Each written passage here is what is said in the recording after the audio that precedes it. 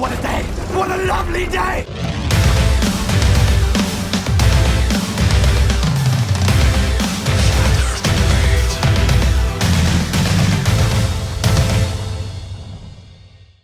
Welcome to Flat Earth Debate, Uncut and After Show.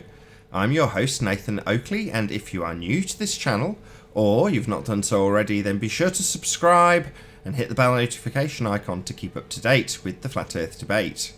If you'd like to join the community debate, then go to nathanoakley.com and check out the Flat Earth Debate forum, which you should definitely all join. If you'd like to support the channel, there is a super chat that runs alongside each of these shows while they premiere. There's also a PayPal, Patreon and crypto link in the info box below the video.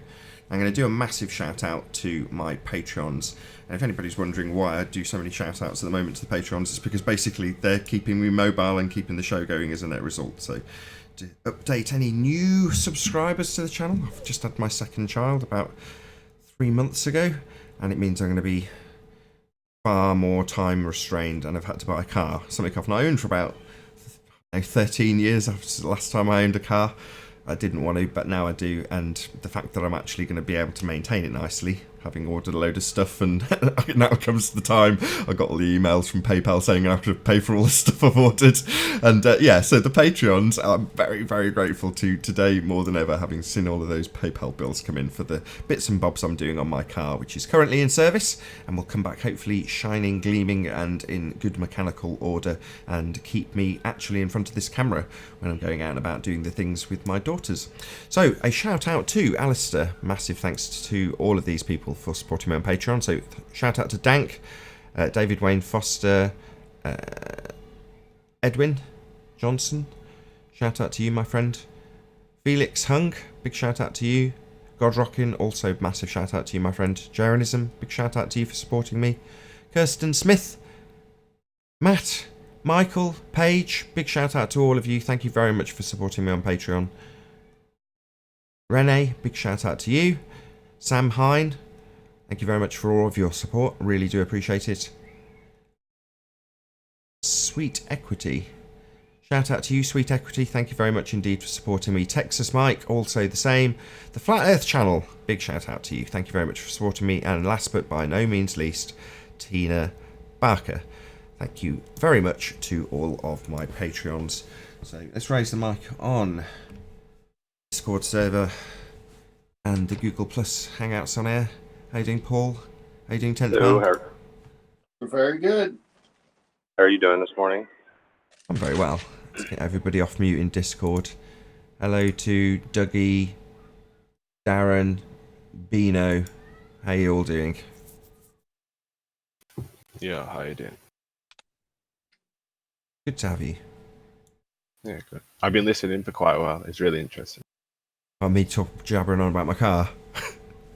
No, I mean like previous episodes you've done on YouTube and stuff. Oh, okay, yeah.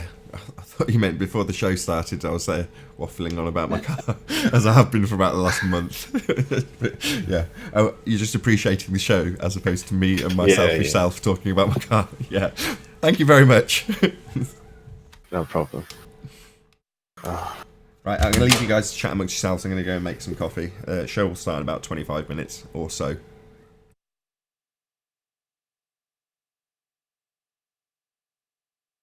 How you doing on Discord? What am I doing? Yeah, what was your name? Bino. Albino? Bino, yeah. Yeah. Hey, Bino. I'll be right back, Bino. Just see if you can Yeah, get no Paul's problem. thing. I'm making a lot of noise in the background. That's why I'm kind of staying quiet because of that. So No, you're fine. You sound clear. making some eggs, and it might sound like sizzling in the background.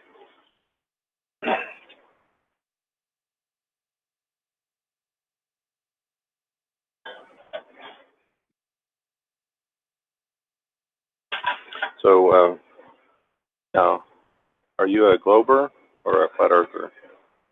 I'll ask that question. Am I a flat earther? Yes. Yeah, I've been doing it for 28 weeks. Every day, pretty much. So you've been flat earther for 28 weeks. Is that what you said? Yeah. It's What really made, changed my life. My reality's flipped 180. what was the thing that changed you from a flat earther, or from a globe earther to a flat earther? What was it? The lack of curvature. It's got to be in the lack of rotation. The heliocentric model is based upon so many presumptions and claims and assertions which they actually can't prove or demonstrate. It's simply a belief system based upon the worship of the sun god. So what can you do? Very true. For me, it was the lack of curvature for the long distance photography, and then also gyroscopes. So were the two things for me that kind of pushed me over the edge. Yeah, it's pretty crazy. But they've honestly got nothing. I've been waiting and there's nothing. So it's quite appalling, to be honest. Oh. We've been lied to on a mass scale, and people are waking up. But it's like, how long is this? How long is it going to take for people to be like, oh, we need to do something about it? It's one of those things. I think people aren't going to really believe it until either the academia starts to question it, or the news media throws it out there. I mean, this is one of those things. It's until that happens, I don't think it's going to happen as quickly as we think it will. I know it's happened a lot. I think there's millions of people now that have become flat earthers, but at the same time, that's still a small percentage of the rest of the world. But the fact that it's a small percentage. The fact that it's happening is a sure sign, especially your story being 28 weeks. Is there anyone near you, friend, family, whatever, that sees it your way, or are you still in this camp of flat Earth alone? I haven't really converted anyone, quote unquote convert. But I've got people questioning. However, they just simply accept it, that they have a belief in it. I get them to agree that you've just blindly accepted it, and you can't really provide anything. Whereas I can do stuff, long distance observations, laser tests. These people aren't doing that. They're simply bothered in like materialistic things. Like what's the next phone, or the bills. We're not. People aren't critically thinking for themselves, and it's a bit of a problem because they really have a lack of understanding. Sorry. So you've reached out and touched how many people do you think with your findings and your questions? I'm usually in the 24/7 Discord, and I speak to quite a lot of people every day. Like I said, I'd be doing this like pretty much every day for 6-7 hours. So outside of Discord, how many people do you think in person have you outside? Touched Quite a lot of people in school. I'm only 17, so they did, because it's it's in school time as well when we're speaking about it usually. Well, you got a nice situation with schools, with the campus and all the young people and whoever else that's going for education. That's a wonderful place. Agreed, yeah, but sometimes it's a bit too much sometimes. But what do you mean? They're just teaching me about space, for example, and I'm just like, dude, I don't want to learn this crap. And we have a debate, and he can't concede, and it's frustrating because I got a physics teacher who's such a bellend. Oh, dude. And he's like, oh, gravity's been proven. I'm like, just gotta scientifically prove it for me then. And he can't. And, talk about the laser test, and he simply, disregards it, hand waves it, refraction. But they can't concede a singular point. Is this done privately or in front of the classmates? In school, in class. Live with other people listening? With like a few, because it's only a small class. Because I do A levels, so I do certain subjects. Well, my hat's off to you. Keep up the good fight. Cheers, thank you. You too. Now I've got my sister questioning it. She's in year 7, so she's not 12. Just remember, you don't have to believe. You can just regurgitate the information and not believe it. That way you can still pass the class. So. Exactly. It's about memorization and regurgitation, and it's, your intelligence, quote unquote intelligence is based upon, your levels on a test, on a piece of paper with a grade.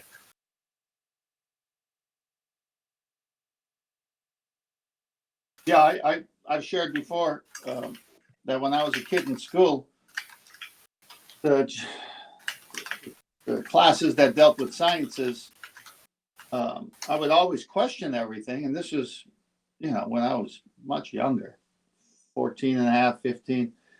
And about evolution, about everything. And I didn't have these tools we have today and the nicer arguments that we can put together today. And they just told me, look, I don't even believe it, but I have to teach the course. And that was the teacher. So you got a point about regurgitation. We just blindly accept it. People don't really question it in the school scenario. But once you do, then it just leads on to, other topics, and you're over here, then over there. Then you pretty much have a good understanding on quite a lot of subjects. Why do people go to school? So they can get a certificate. Why they get a certificate? So they can go get a good employment. They just want that. I think it should be done differently other than, an exam, for example. Yeah, I agree 100%. But we'll never know. We'll never know until a few more months or a few more years what your 12-year-old sister is going to do, right? She might turn the world upside down. Dude, she's questioning it. She doesn't know what to believe because she actually understands. Some people have got a really good understanding. Like, okay, I see what you're saying. However, I just don't think they'd lie. For example, that's what they say.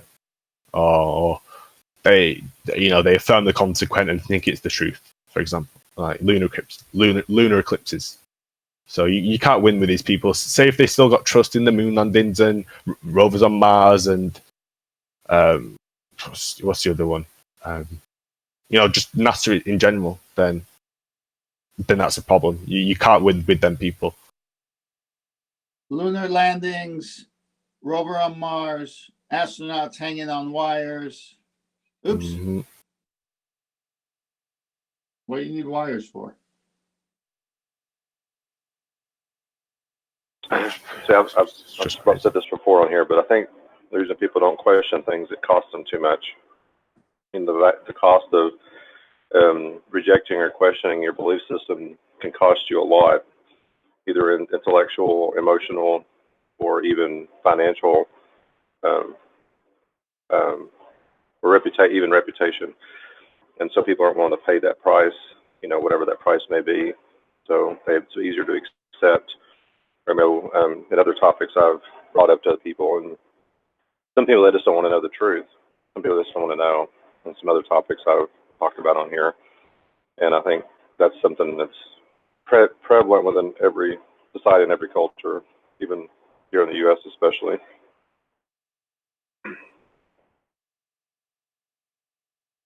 Good point. Hey, Mind Warp. Hey, Mind Warp.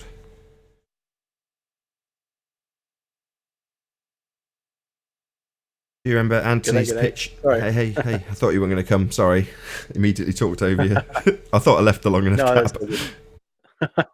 I was just in another window. Sorry about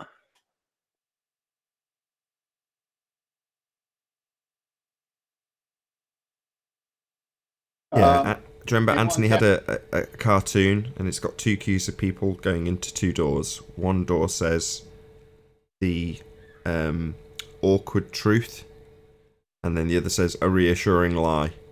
And everyone's queuing up for the reassuring lie. No one wants the awkward truth. Yeah. Chocolate sent saying that Jainism was interviewing Owen Benjamin last night. So it was a 2-hour show, and I was listening to it, but I fell asleep eventually. So I cut the first half. Did anybody else watch that? I didn't. I had so many shows I miss. Just so little time. I remember when Owen Benjamin was first questioning, he says, "I don't want to be a flat earther," because I think he realized the cost of it if he did. I remember that. I don't know where he's at now. I just remember that. Yeah, I mean, he was agreeing with them, so I think he's on board.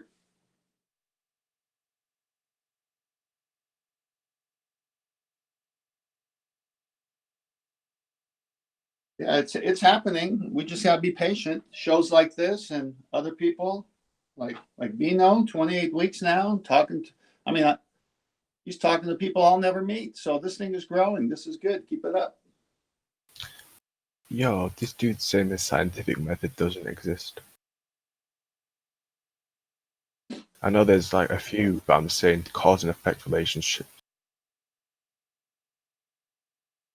Who says scientific method doesn't exist? Ted Wardy, he's like, the scientific method doesn't exist. And he's saying there's no such thing, it's just a They concept sure wanted put in it to textbooks. exist back in the day. He's saying put in textbooks to help. Have you seen in the live stream chat? Oh, I see what you're saying. Yeah, I don't follow chat, but I'm sure there's a lot going on there. But hey, when did the scientific method come out, and who was it that backed it, and what was the time and era, and what were they trying to do with it? Now they're totally saying, "Oh, it's working against us, so let's throw it under the bus now."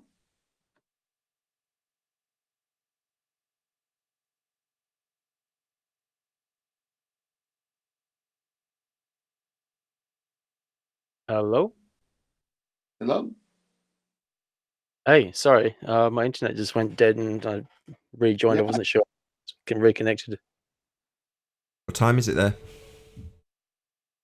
8:46. 8:46 I'll be p.m. back. Yeah. Not a bad time. Yeah. Big day tomorrow, but I won't be able to stay for most of the show. I'll probably stay for half an hour or so and then head off. Yeah, no worries. Wonder if Brenda's going to come on. Who knows? You're all very excited for Brenda, eh? No. Oh, that reminds me. Got a bit frustrating. I asked my wife if flat was a shape, right? And she gave me a puzzled look and said no.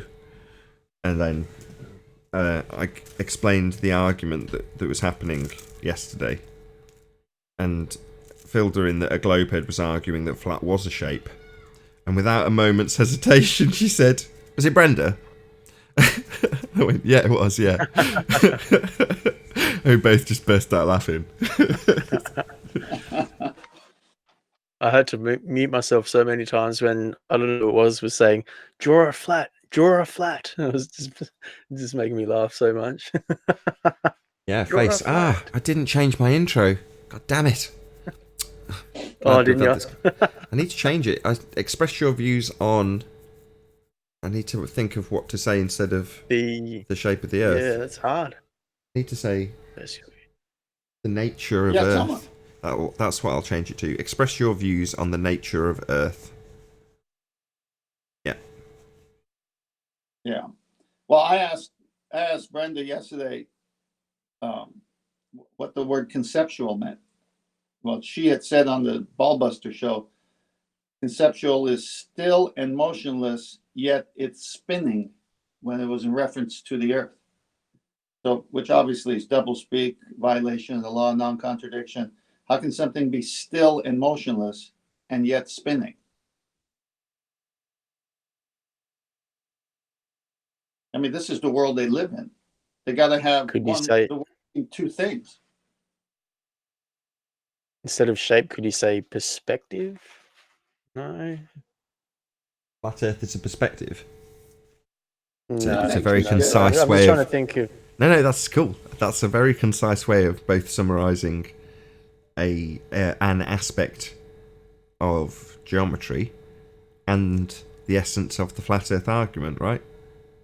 Flat Earth is a perspective. So express your views on Awesome. your perspective. There you go. Express Try that your one. views. Nah, express your perspective on the nature of Earth. Nah, views. But I still like it as a turn of phrase. Flat Earth is a perspective. I love it. I'm having that. That's mine. I invented that. All good, mate. All good. No royalties.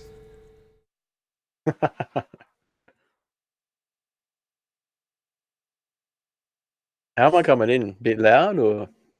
Yeah, perfect. Like, absolutely Yeah, cool. perfect.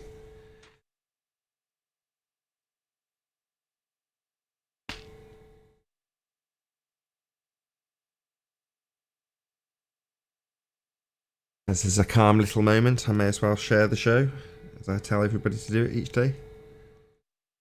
Be right back. No worries.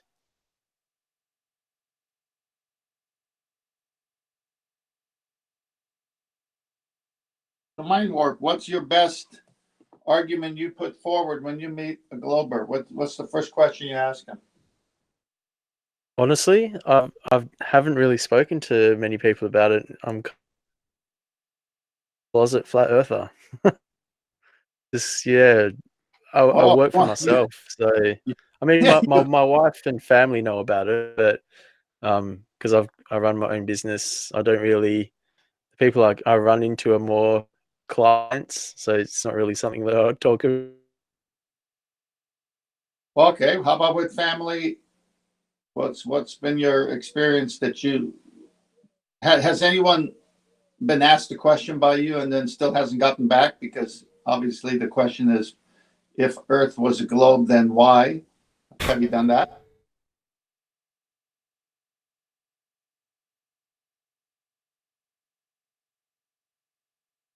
Yeah, mate, I haven't.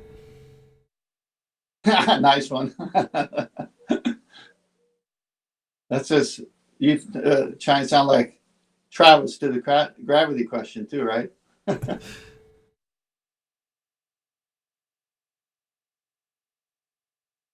No idea what you're talking about.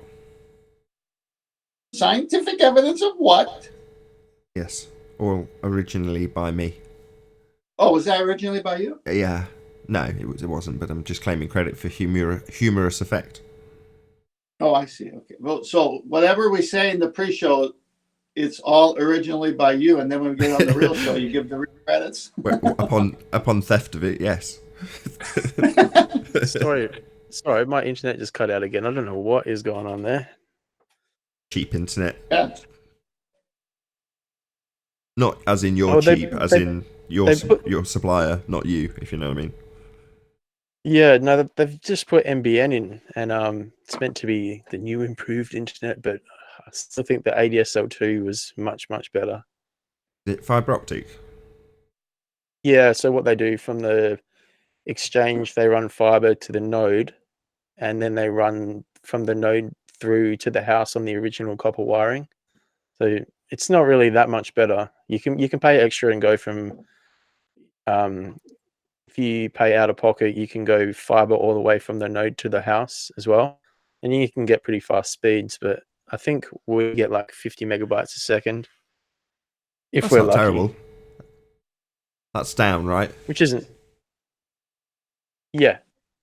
What about up? I never really paid that much attention to the down speeds because, like you say, 50 is perfectly sufficient for most people, right? Unless you're downloading high definition movies, 50 is absolutely fine. What I'm concerned about is the upload speed because that makes a massive difference to my day, if you know what I mean. Upload, I get about 17. That's about what I mean. That's better than I get. So I get about 10. I've got 200 down on fibre optic, but they shaft you on the up. So I end up getting about 10. And you're like, oh. So you got fibre optic right to the home. It's fibre optic right to the machine, yeah. Yeah, geez, that's pretty good. Yeah, if I had a fantastic upload speed. If it's very smooth, it's very reliable. That I'm not gonna, I won't quibble. It's. I can't remember the last time it went down. Whereas before, I'd have constant problems regardless of the supplier. So from a consistency That's point of view, it's crazy wonderful. though that you're getting 10 upload on fiber. It's terrible.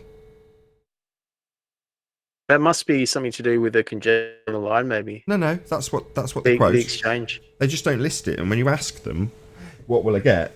That's what they tell you. You're like, yeah, maybe it's not 10, maybe it's 15 or something, but it's what I'm saying is it's not 200 up, which is really what you want, or 50 up. That would be good enough. I'd be happy with that.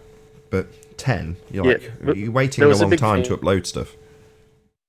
The telcos over here just got a big kick in the ass from the government because they were selling these plans, telling people they were going to get these certain speeds, sign up, and you get less than half.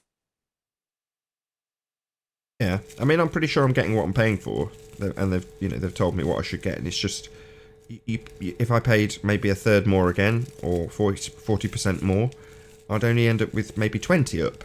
You're like, I'm pretty sure Anthony's got the same provider, but the best plan they do, and I'm on the one down from the best plan, and he only gets 20 up.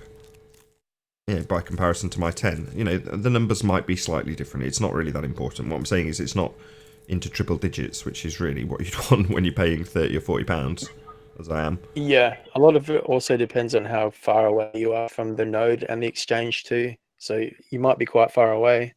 No, this is nothing but they're saying this is how much you will get. Okay. And then they give you. That's it. So it's not like it's any sort of issue whatsoever. It's perfectly capable of doing significantly better. Fiber optic, I sell fiber optic out here where I live. And are you saying, or here the node doesn't matter how far you're away from with fiber optic.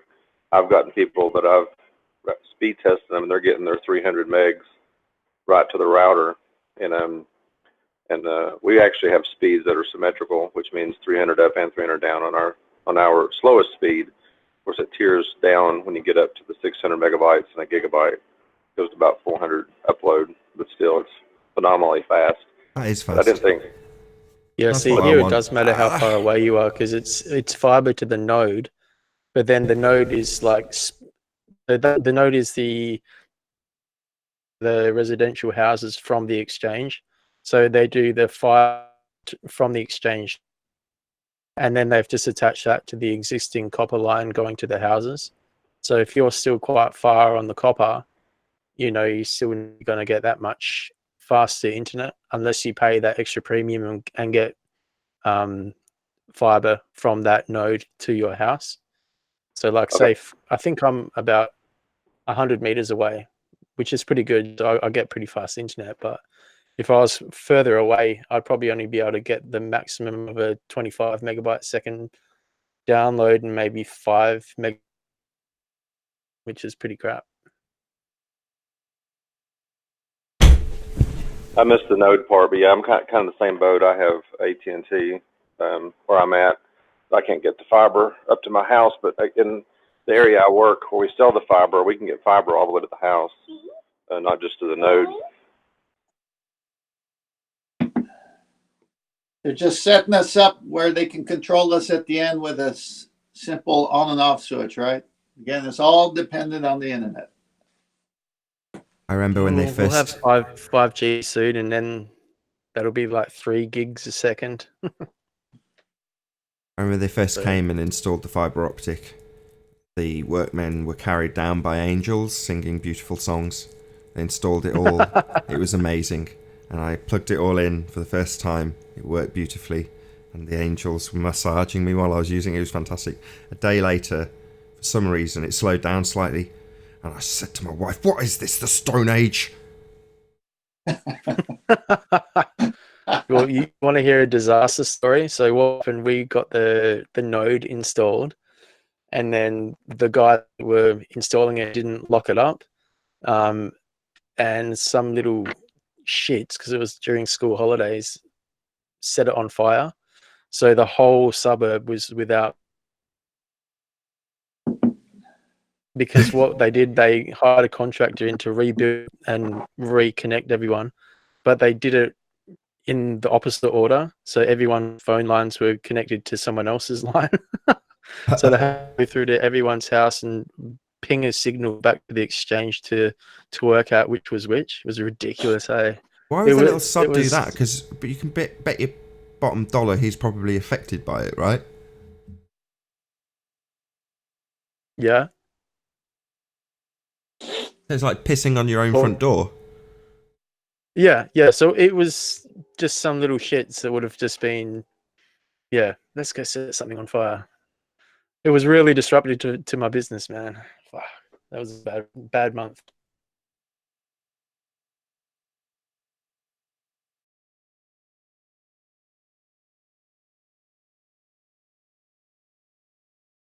Oh, what a day! What a lovely day!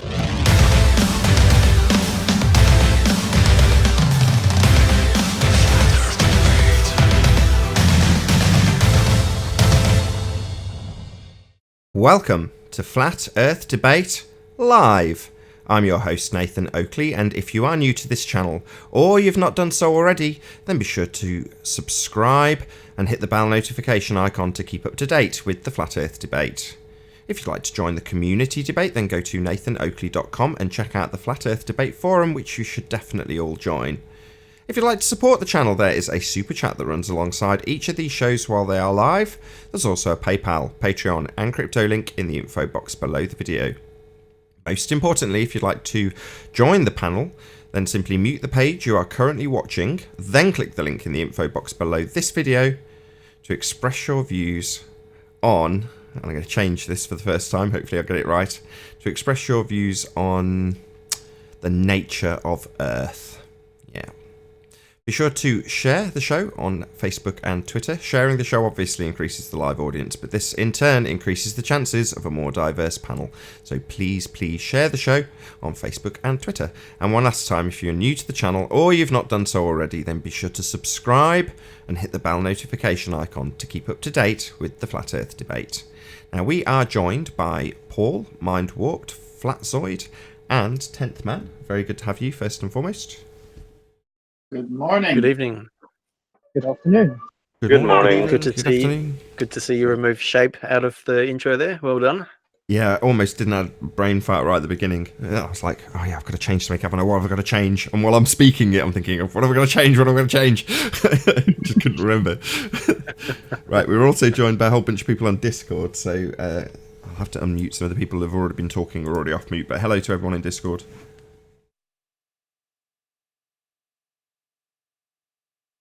Hello. Howdy, boys. ¿Cómo Good night. estás? Howdy, howdy. Okay, so in the Discord server we have got Brenda, Darren, Dougie, Earth-Shaped Investigator, Mad something, Ping, Hair, and Zoomer. I hate these names at this distance. I'm going to get a better screen. I will be able to read these better in future. Hello, one and all.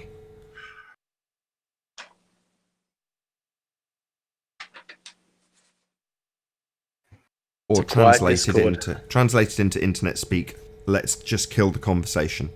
So, hey Arwin. Hello. There you go. That's Hey, how an Arwin. intro's How you doing, done. Hello, and then a Doing hello great. back. Right. Has Brenda been banned now? Brenda's never 'Cause I going to can't get banned. sit through another No, Brenda's second of in- that nonsense. You might get He's kicked in the out of the Discord. show. Shall we welcome back on the next show? It's been the same intro for quite a while. Anyway, who's going to start off the housekeeping?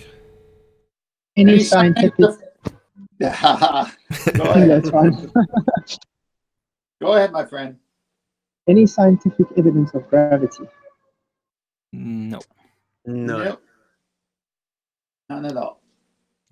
Aberrations. Any signs of Earth curvature? Alas, no. Nope. No.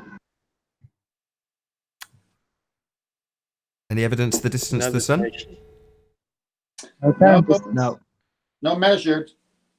Exactly. Any evidence of the Nope. radius of the Earth, the R value? R. No. Not here. Yeah. Yeah, Radius there of be the no Earth? value. No. And our value? Sure. The Yes, they value. have an R value. Do they have any evidence of its validity? Presuppositionally so. Very quiet in the Discord server. Any evidence of a self-perpetuating molten iron core at the centre of a presupposed spherical Earth? Come on. Do you have any evidence of a flat Earth? Yeah, it's all around you. Yeah, just walk outside. Any man. whatsoever?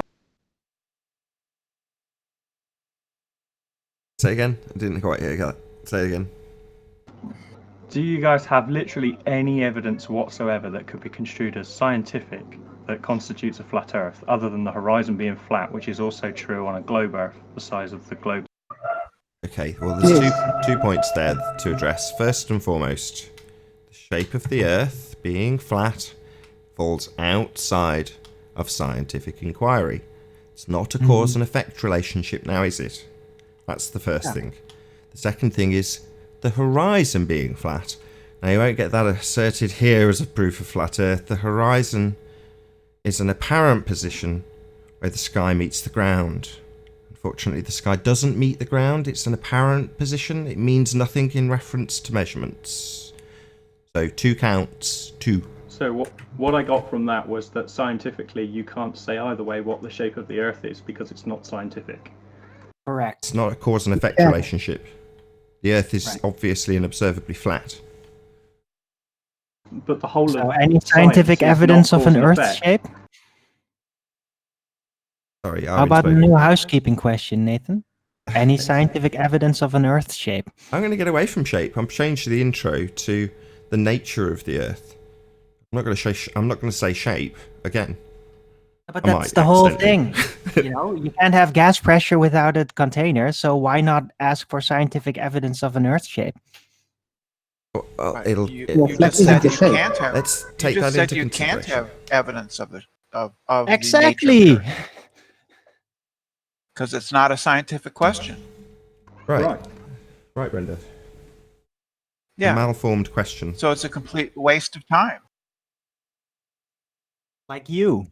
So, what do you mean it's a complete waste of time? It just falls outside of science. Yeah. Yeah, So unlike you a lot can't of... say what it is or isn't. Sorry, falling outside of science doesn't mean we can't say what it is or isn't. It also doesn't stop globalists from asserting causal relationships and using their reification fantasy of a globe-shaped Earth as the cause of things. So, yeah, Do scientific you know what? endeavours... Do you Oh, my bad. Obviously, I was done. do you know what the word reification even means, Nathan? Yeah, I do. What does it mean? It's the fallacy of misplaced concretedness.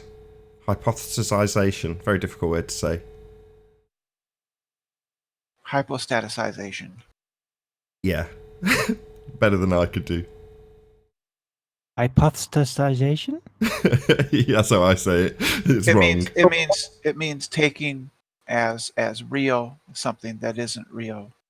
Like Yeah, for instance, like the heliocentric Like a globe. model, for example. It's a model. No, We don't live in that- models, do we?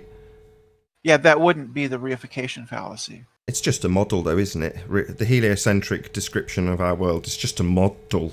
It's not where we live, is it, Brenda? That would be reification. No, it's not. You don't understand what reification is. I do. We don't live on a model. But that's not the reification fallacy. Yeah, it is. When you believe that you live in the heliocentric world, like that's reality. It's not. It's just a model. No, but that's just not the reification fallacy. Yeah, it is. You do it all the time. You're a fundy. You're guilty of it every time you come here. You reify that model into your existence. That's reification, the very definition of it. The map is not the terrain. No. We don't live on a model. Yeah, understanding the map is not the terrain is not the reification fallacy. Yeah, it is. It's the definition of it. It says it, if you look it up in Wikipedia, it even says, quote, the map is not the terrain. Well, your model... Correct. Your model, or map of the stars, depending on what part of the model you'll pick out and not presumably actually present, we never get to see this model. But what's in your mind only, you reify, like we are actually on a spinning ball in a vacuum. We're not. That's just a model. No, understanding that a model represents reality. The model doesn't represent reality. That's reification by very definition. Models do not represent reality. They're just models. Reality is reality. You're reifying your model into reality. Like this? Are we gonna have another Brenda basically declares everything inside out, and it's gonna be constantly that the entire hangout? Are we gonna do that again? Possibly. Shout out to Jennifer Oh, Winterburn, okay. who says, "Well said, Nathan. Perfect example." And then a little clap. Thank you very much, Jennifer. Really appreciate your support. If models don't represent reality, then you could say the same thing of like cameras, for example. If I take a picture of something and what I see in the picture is exactly the same as what I see in reality, but you're saying, well, it's not the same. It's not, no. The same thing. No, it's not. Well, it's just optics. Okay, it isn't the actual thing that it took a picture of, but it's a representation of it, which is a fairly accurate one, as experienced. Yeah. All right, And that's that would fascinating. not be the reification fallacy. Well, it depends. If you think you live in the picture, then you could reify a picture into existence, or describe how a strawberry tastes based on its picture. No, when you can't actually that's take. not what I'm saying. Yeah, I haven't quite finished my sentence, my friend. I was still in the middle of example, talking. That was me in the middle of a sentence, my friend. That doesn't mean just start talking while I'm in the middle of a sentence, now does it? Thank you. So if you were to look at a strawberry and describe what it tastes like, you can't actually take the strawberry from the picture and experience that strawberry. You only get one aspect, a two-dimensional aspect, a moment in time captured by a lens on photographic film or a sensor. That's it. That's straw man and wordplay. It's not. Sorry, fuck you. That's not a straw man. You can't taste a fucking strawberry that's on a picture, you stupid cunt. That's not a straw man. Straw man. Excuse me, you daft twat. Not a straw man. A picture cannot be tasted, now can it? Not a straw man, a fact. So it's not reality. Strawberries can't be tasted from a picture. It's not strawberry. Picture. It doesn't taste of strawberry. Now you're just going to rumpus the shit out of me. Explain how I've used a straw man by first defining what a straw man fallacy is, then explain how I've done that. Go. Okay, how is a picture of a tree not an That's not what I asked. Explain what a straw man... Open your ears, Dumbo, clearly deaf. Listen carefully. Explain what a straw man fallacy is, then detail how what I said is that. Go. You moved the goalposts and then debunked a point. You're going to get kicked out. I'll ask you one last time, and if you don't give me a response, you will be removed from this conversation. You've accused me of something. Just explain it to you. Brenda, I'll shut you up straight away then. Right, let's mute Brenda. I'm not talking to you. Or are you going to manage to keep your mouth shut while I tear a strip off this dick? Excuse me, Dick. You've accused me of a straw man fallacy. Dick, listen up. Dick, you've accused me of a straw man. First, tell me what a straw man is. Then tell me how I've done what you claim a straw man is. Go.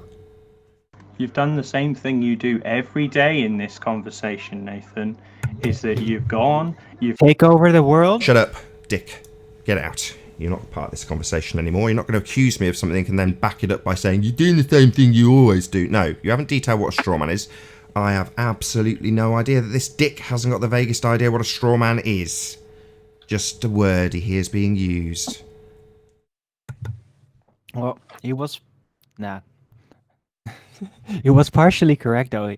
Oh, here we go. You do something every day, though. Oh, that bit? Well, that's not what I'm talking about. You do every day. I do this every day, yes. That's not what I was talking about, though. Straw man fallacy, I was not guilty of, was I, Arwin? Come on.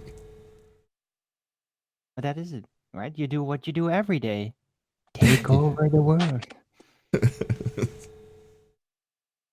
You know, Brenda said a couple of minutes ago on reification, taking as real something that isn't. Isn't that what they do? Isn't that what you do? Yeah, nobody thinks that photographs or models are real. No, I'm talking about your term. Taking as real something that isn't. Is that what you do too? Yeah, nobody thinks that a model is in fact the real thing.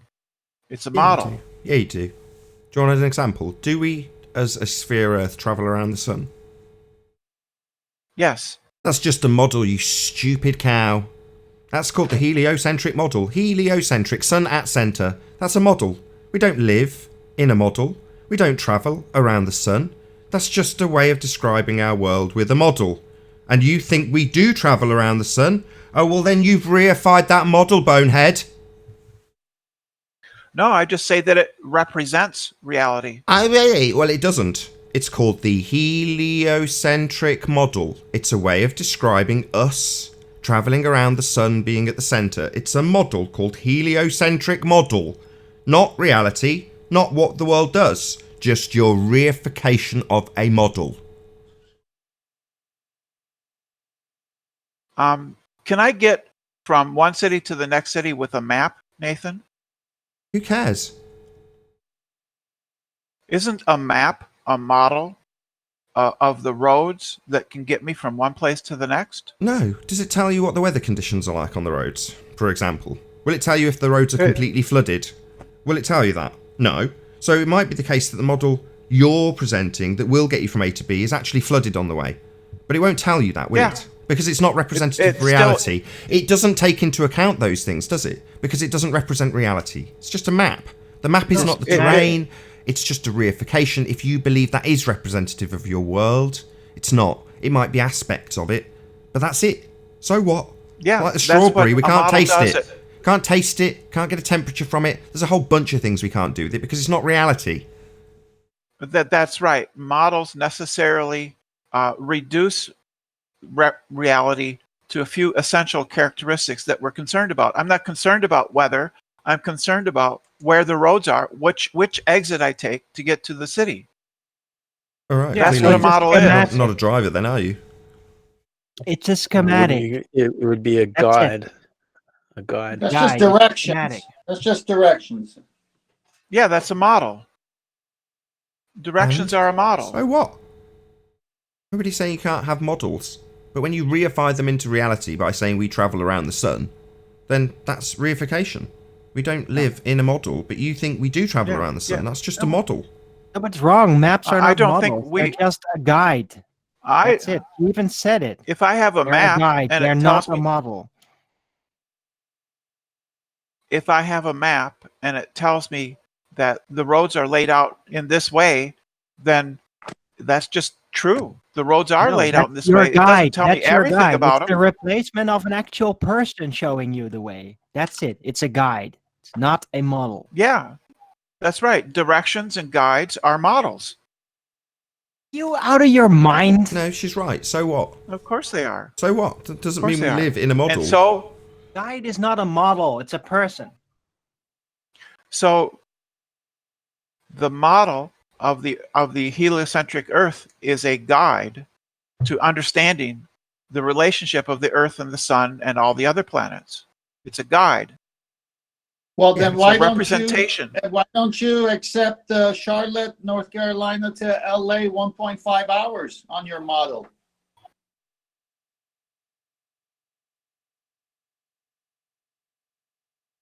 I don't see the relevance.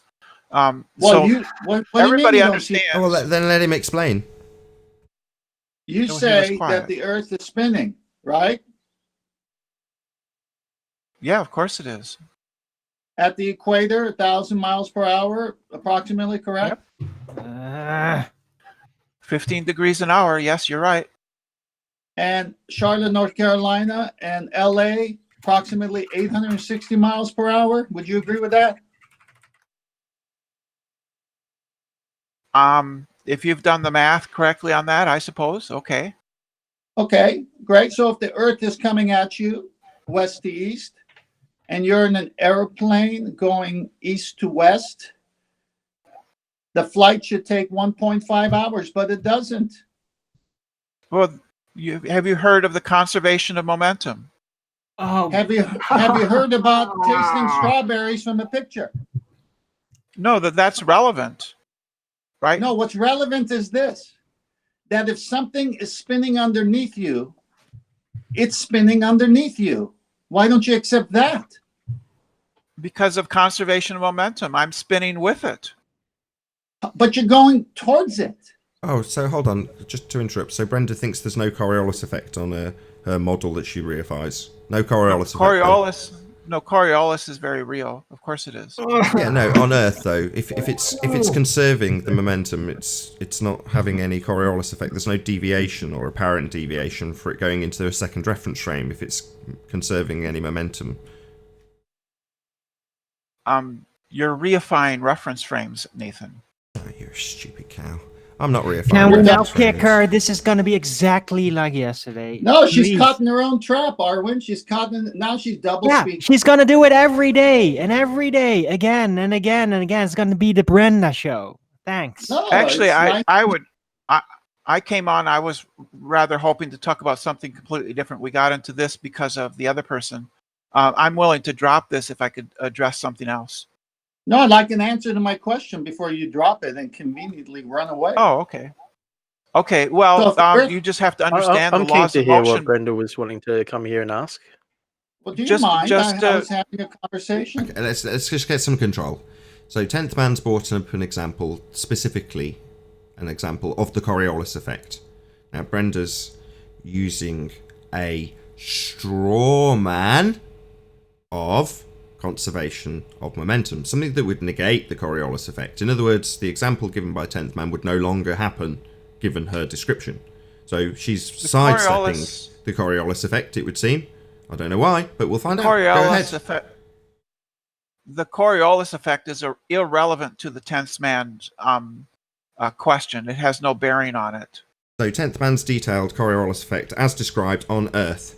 There is supposed to be a spinning ball, one reference frame, non-inertial, and an inertial reference frame, which balls, as Neil deGrasse Tyson describes, will fly through and have the Earth rotate underneath. It absolutely speaks to what 10th Man's described.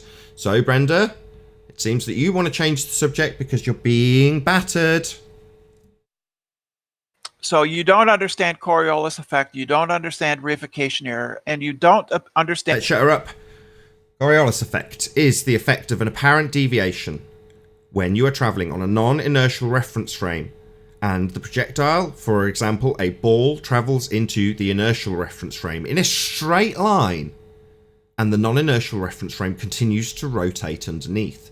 Because you, on the non-inertial reference frame, continue to rotate underneath, you will observe an apparent deviation.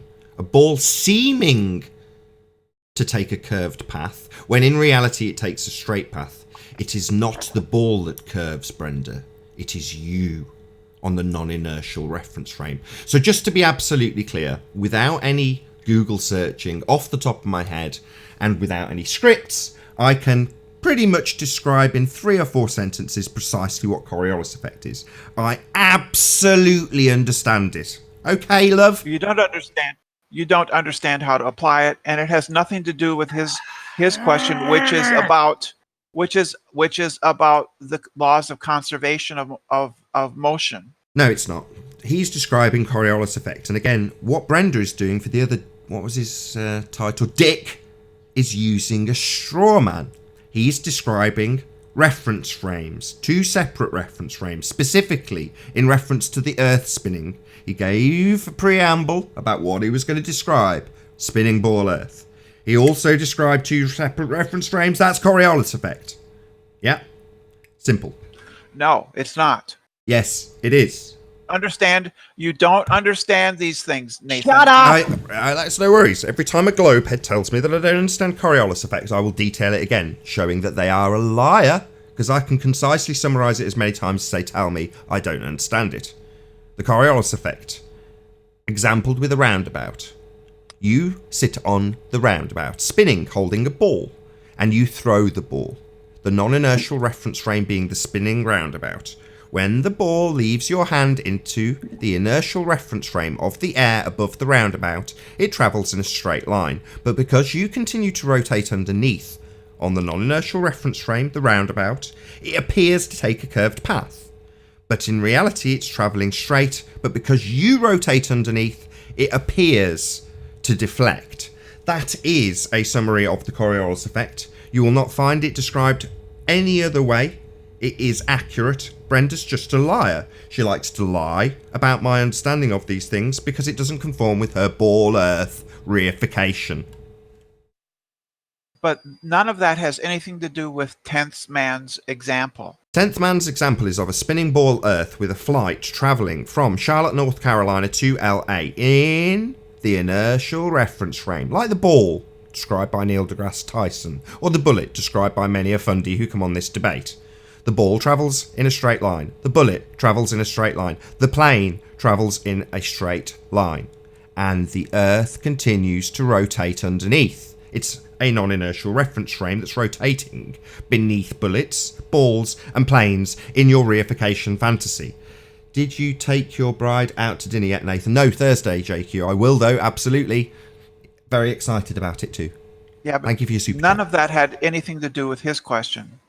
It had absolutely everything to do with this question. Go ahead, 10th man. Do you want to repeat your question?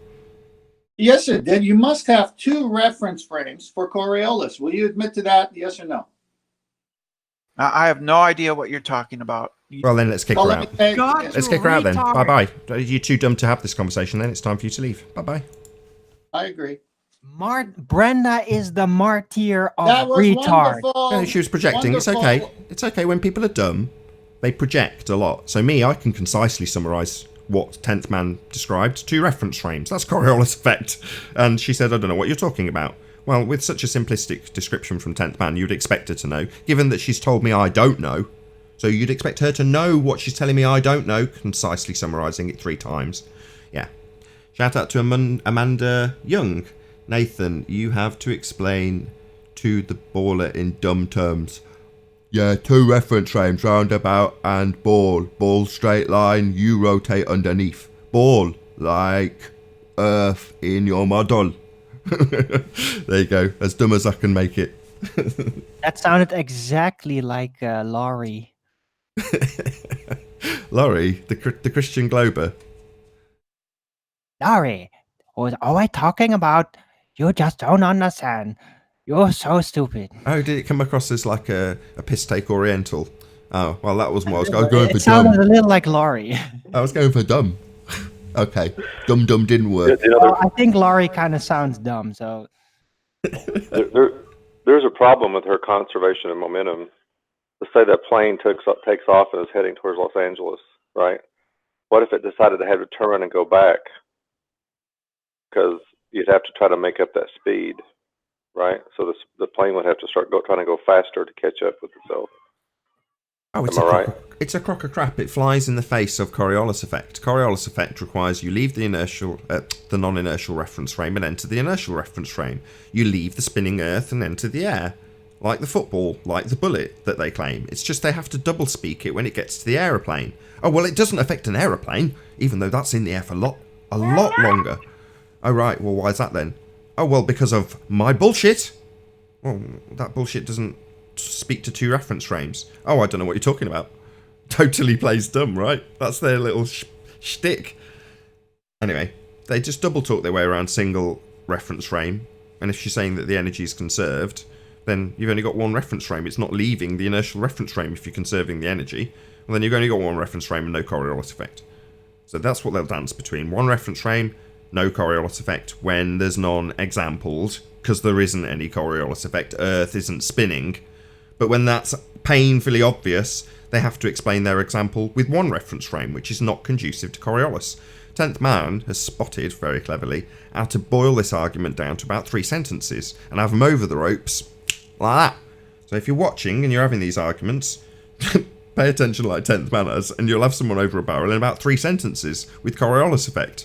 Get them to concede the necessary constituent parts that Earth must have to give rise to Coriolis. What must Earth have for there to be Coriolis effect?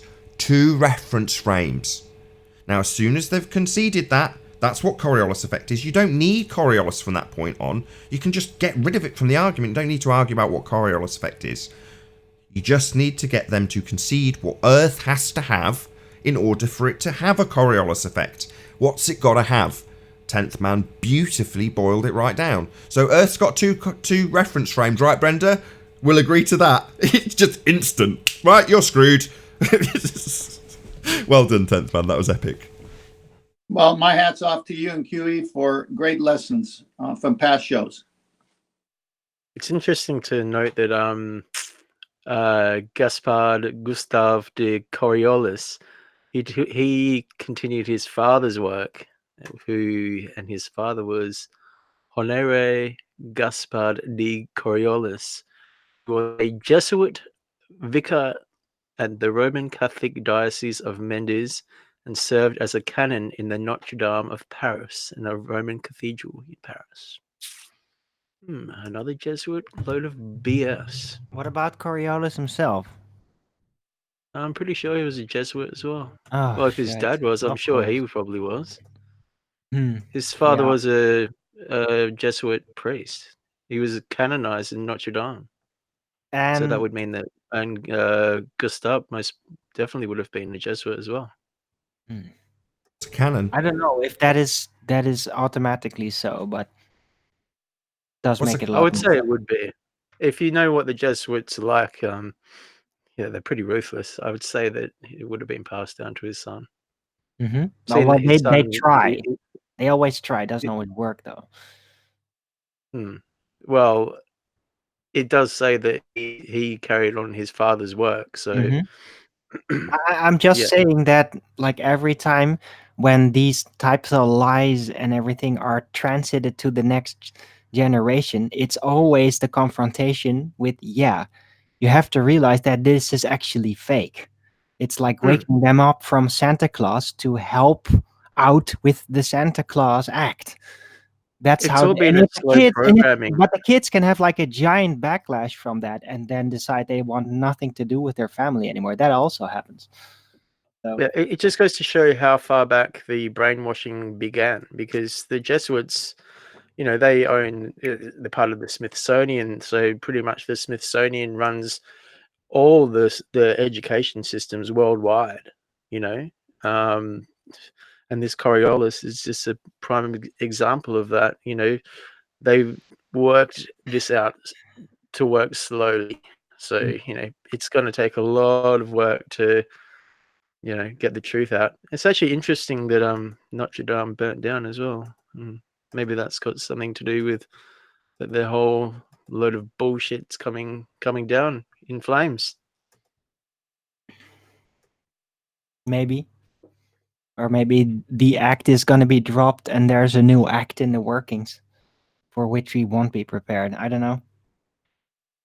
But we have an Yeah, I opportunity just thought it now was to interesting. unravel this giant painting of our past. And we are. You don't think the useful stuff's already gone down the memory hole? What do you mean? I mean, all we're left with is the narrative that's deemed spin-worthy for the public consumption by the elites.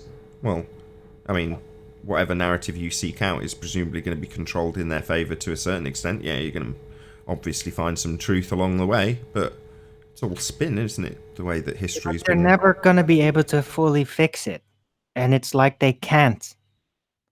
Yeah, it's so They can't close the loop. deeply It's too ingrained. risky. Maybe. Because they need people that are kind of aware of it. They'll go along with it to hold back the people that go maniacal over it. But other than If it's too close looped, if nobody with some critical thought has any kind of ability to realize it, then the fanatics about it will cause actual havoc and like take the White House when they basically say, yeah, sorry, we're not going to the moon. That kind of shit. So they have to kind of muddy the water a little, I think. And that's what they have been doing so noticeably. When the human race is slowly losing the skill to have critical thought, no one thinks of themselves anymore. Everyone likes to blame everyone else. When they everything.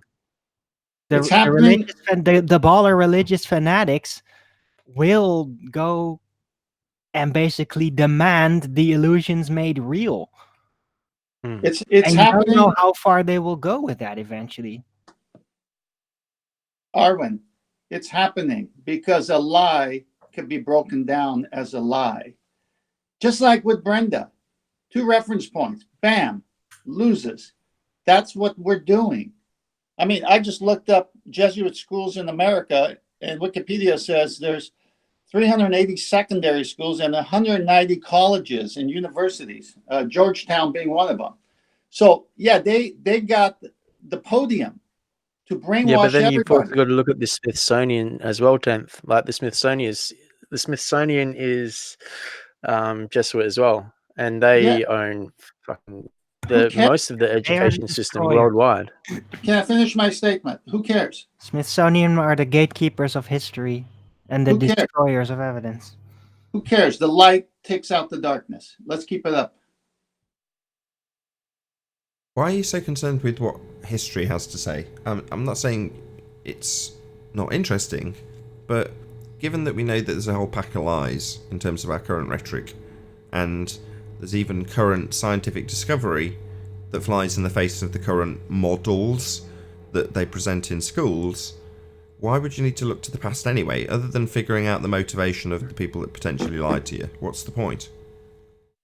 Yeah, Getting the proper I didn't mean context. to. I didn't mean to bring it up. I was looking up who came up with the Coriolis effect, and just went back, and then I went back to his dad, and it said he was a Jesuit priest, and I just thought it was interesting.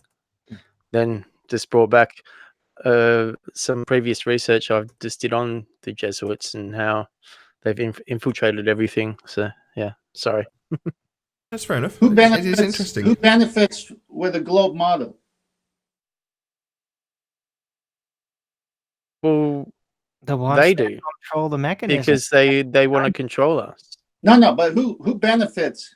The designers, of course. Well, when I asked Quantum Erase this question, he said divining people's motivation is the acme of foolishness, and I've got to agree. How are you ever going to know the motivation behind the deception?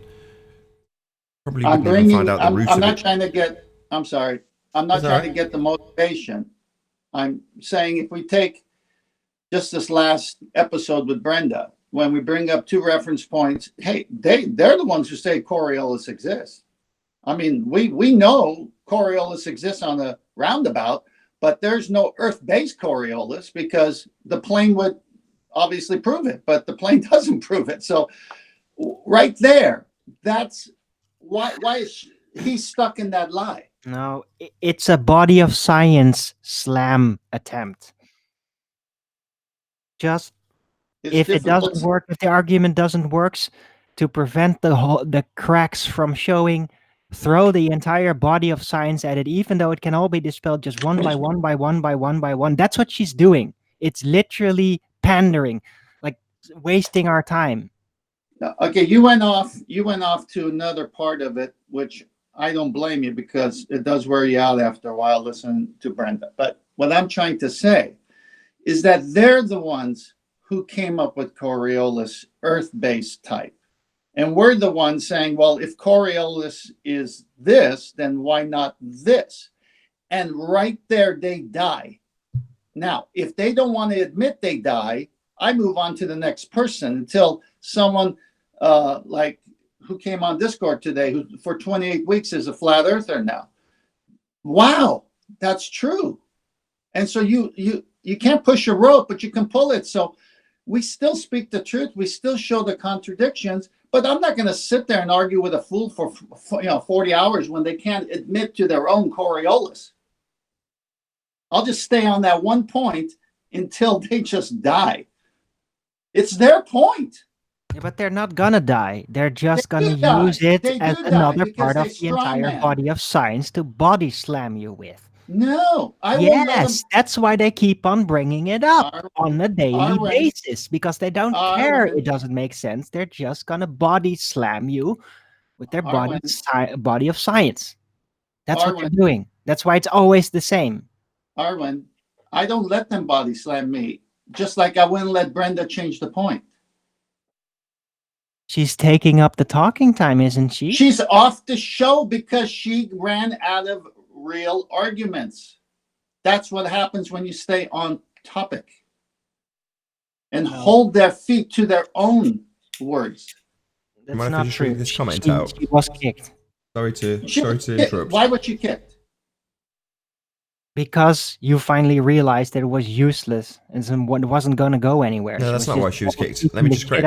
Hold on. Let me get that straight. The reason she was kicked was because she'd accused me of not understanding Coriolis 3 times, and I detailed it 3 times.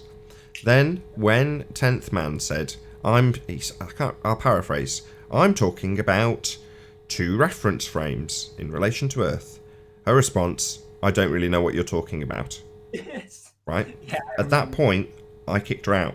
Because if you're going to accuse me of not understanding what Coriolis effect is 3 times, and then when detailed 2 reference frames, Earth spinning by 10th Man, I don't understand. Bye-bye. Exactly. So I just want to read out. I only did that so I could have the gap. Paul Ward says at Nathan Oakley, "Don't debate advanced physics when you can't figure out why a picture of a strawberry doesn't taste like a strawberry, and why that's not a straw man." It might if you have flavored ink. Lick a schnozberry, it tastes like a schnozberry. What's a schnozberry? We are the music makers. We are the dreamers of the dream. Anyway. That reminds me of Super Troopers, the movie. Say again? The snozberries taste like snozberries.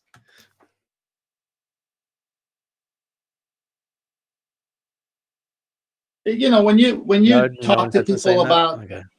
when you talk to people about these subjects and you don't stay on topic, you're on 27 different topics and nothing happens. The key is just staying on the one topic and make it their own religion, which is Coriolis. They don't have an earth-based Coriolis, but we have a roundabout-based Coriolis because Coriolis is real on a roundabout.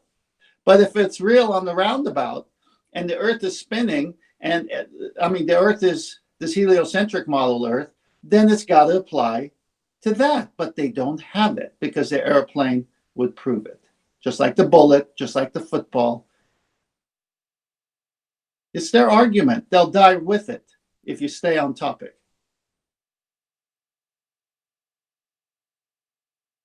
Yeah, it's just a question of time. Let them spew their nonsense and simultaneously tell you over and over again that you don't understand until they put their foot right in their mouth. I remember asking somebody, and I never got a good answer. But then again, that's where the discussion would end because they're not willing to stay on topic. I said, if it was proven the earth is not spinning, if it was proven, I'm not saying it is, but just if it was proven the earth was not spinning, would you give up the heliocentric model? No answer. Because if the earth is not spinning, it all dies. Yeah, it's one of the... It's in the Flat Earth Proofs. So the link that's been below this video for an eternity, but probably rarely clicked on or looked at. People never look at the info box. Anyway, so yeah, it's one of the... Exactly that. If you can establish that there's no chance in hell that we're spinning, then what chance have you got of a ball Earth? Half of their factual proof comes from the fact that there's stuff in the sky moving in reference to Earth, and that's their claim of ball Earth spinning. So if you can debunk that, what have you got left?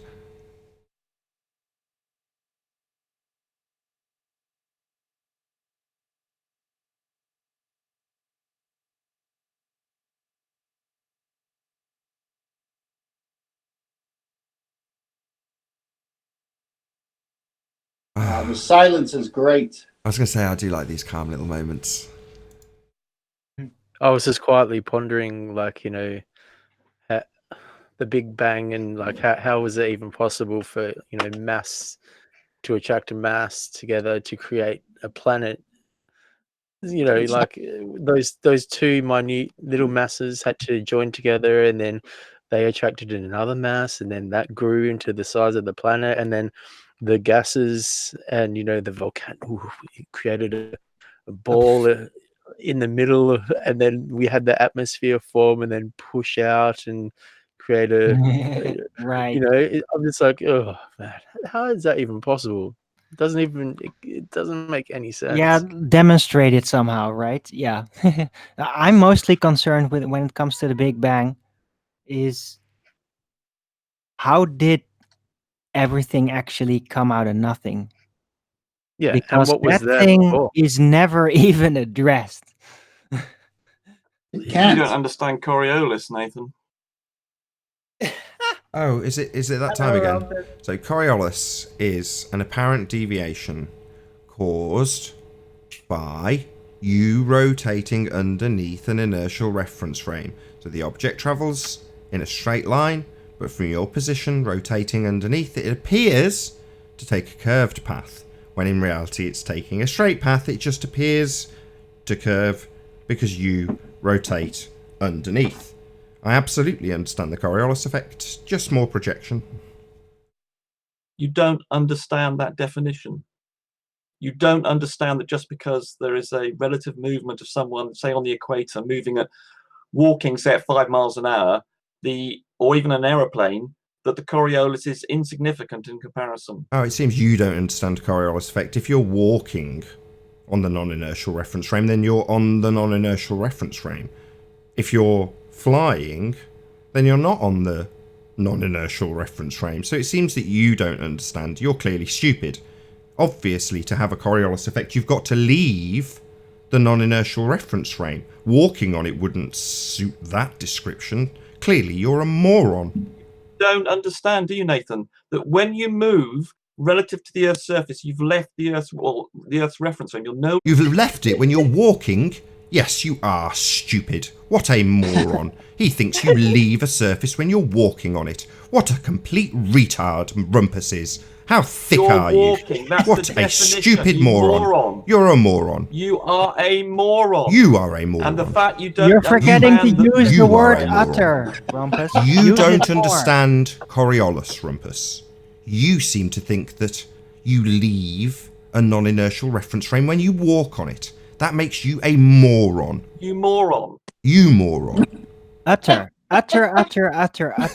What a stupid Don't forget idiot. it. Understand the Coriolis so well. Please tell me what the Coriolis force is for, say, an aeroplane. Oh, the Coriolis force for an aeroplane would be the apparent deflection caused when you observe it travelling in a straight line, but from your position, it appears, i.e. an apparent force, to be deviating. Right, so tell me what... Right! Oh, so I do know. Oh, now you tell me how somebody walking leaves a non-inertial reference frame. That's the definition of being a different reference frame, you utter... I'll ask again. He's just ignored me. I'll ask it over and over again until he listens, because from this point, this is Rumpus's trick. He thinks he's clever, but he's not. What he'll do is he'll talk indefinitely so he doesn't hear me repeat the question. But I'm going to make absolutely sure that, should he be listening, he'll get to absolutely hear my question really slowly. I'd like you to describe how somebody walking on a non-inertial reference frame is leaving the non-inertial reference frame. Go. I missed the start of that. Say it again. No worries. I'd like you to explain how somebody walking on a non-inertial reference frame is leaving. Correct. Well done. You've got it. It's a six. No, not well done. It's a question. I'm asking you, the dick, the moron, the thicko, who described walking on a non-inertial reference frame in reference to Coriolis, and how that is leaving the non-inertial reference frame. I'll say it 15 more times. We've got 10 minutes. I don't mind saying it over and over again to you, a moron retard. And the definition of something... So he's talking over the top of me now. It's what I pointed out he would do. Rather than listen to the question in detail, which is what he's asked me to do, he'll just rumpus me, talk indefinitely, and not listen to the question, which I will repeat again now. You have declared that walking is an example of Coriolis effect, and I want you, the moron, the thicko, the retard, rumpus, to detail how walking on a non-inertial reference frame is leaving a non-inertial reference frame. Go. Excellent, Can you present me, by the way, because Nathan? Right, here we go. You don't understand what a reference frame is, and you don't understand how you leave a reference frame. The definition of being in the same reference frame as something else is having no movement with respect to the other reference frame. You utter. So I've asked a question. I want you to detail how walking on a non-inertial reference frame is leaving a non-inertial reference frame. And all you seem to do is ignore the question. So I'll ask it again. I don't mind asking it 15 more times for you to answer it with an obfuscation over and over again, Rumpus. I'm going to humiliate you, you total tard. So, Rumpus, I'll ask again. We'll count them up after the show how many times I've asked you this question to detail your example of walking on a non-inertial reference frame and how that's leaving But relative to a reference... See, just to open the mic, show he's not listening. He's talking over me constantly rather than listen to the question so he can claim he hasn't heard it. Yeah, what he did last time. I'll highlight the trick, then ask the question again for the tard who's obfuscating his humiliation by not detailing how walking on a non-inertial reference frame is leaving a non-inertial reference frame. See, still talking over me. I don't mind doing this indefinitely, Rumpus, just humiliating you while you use your only trick to get out of this verbal humiliation I'm giving you.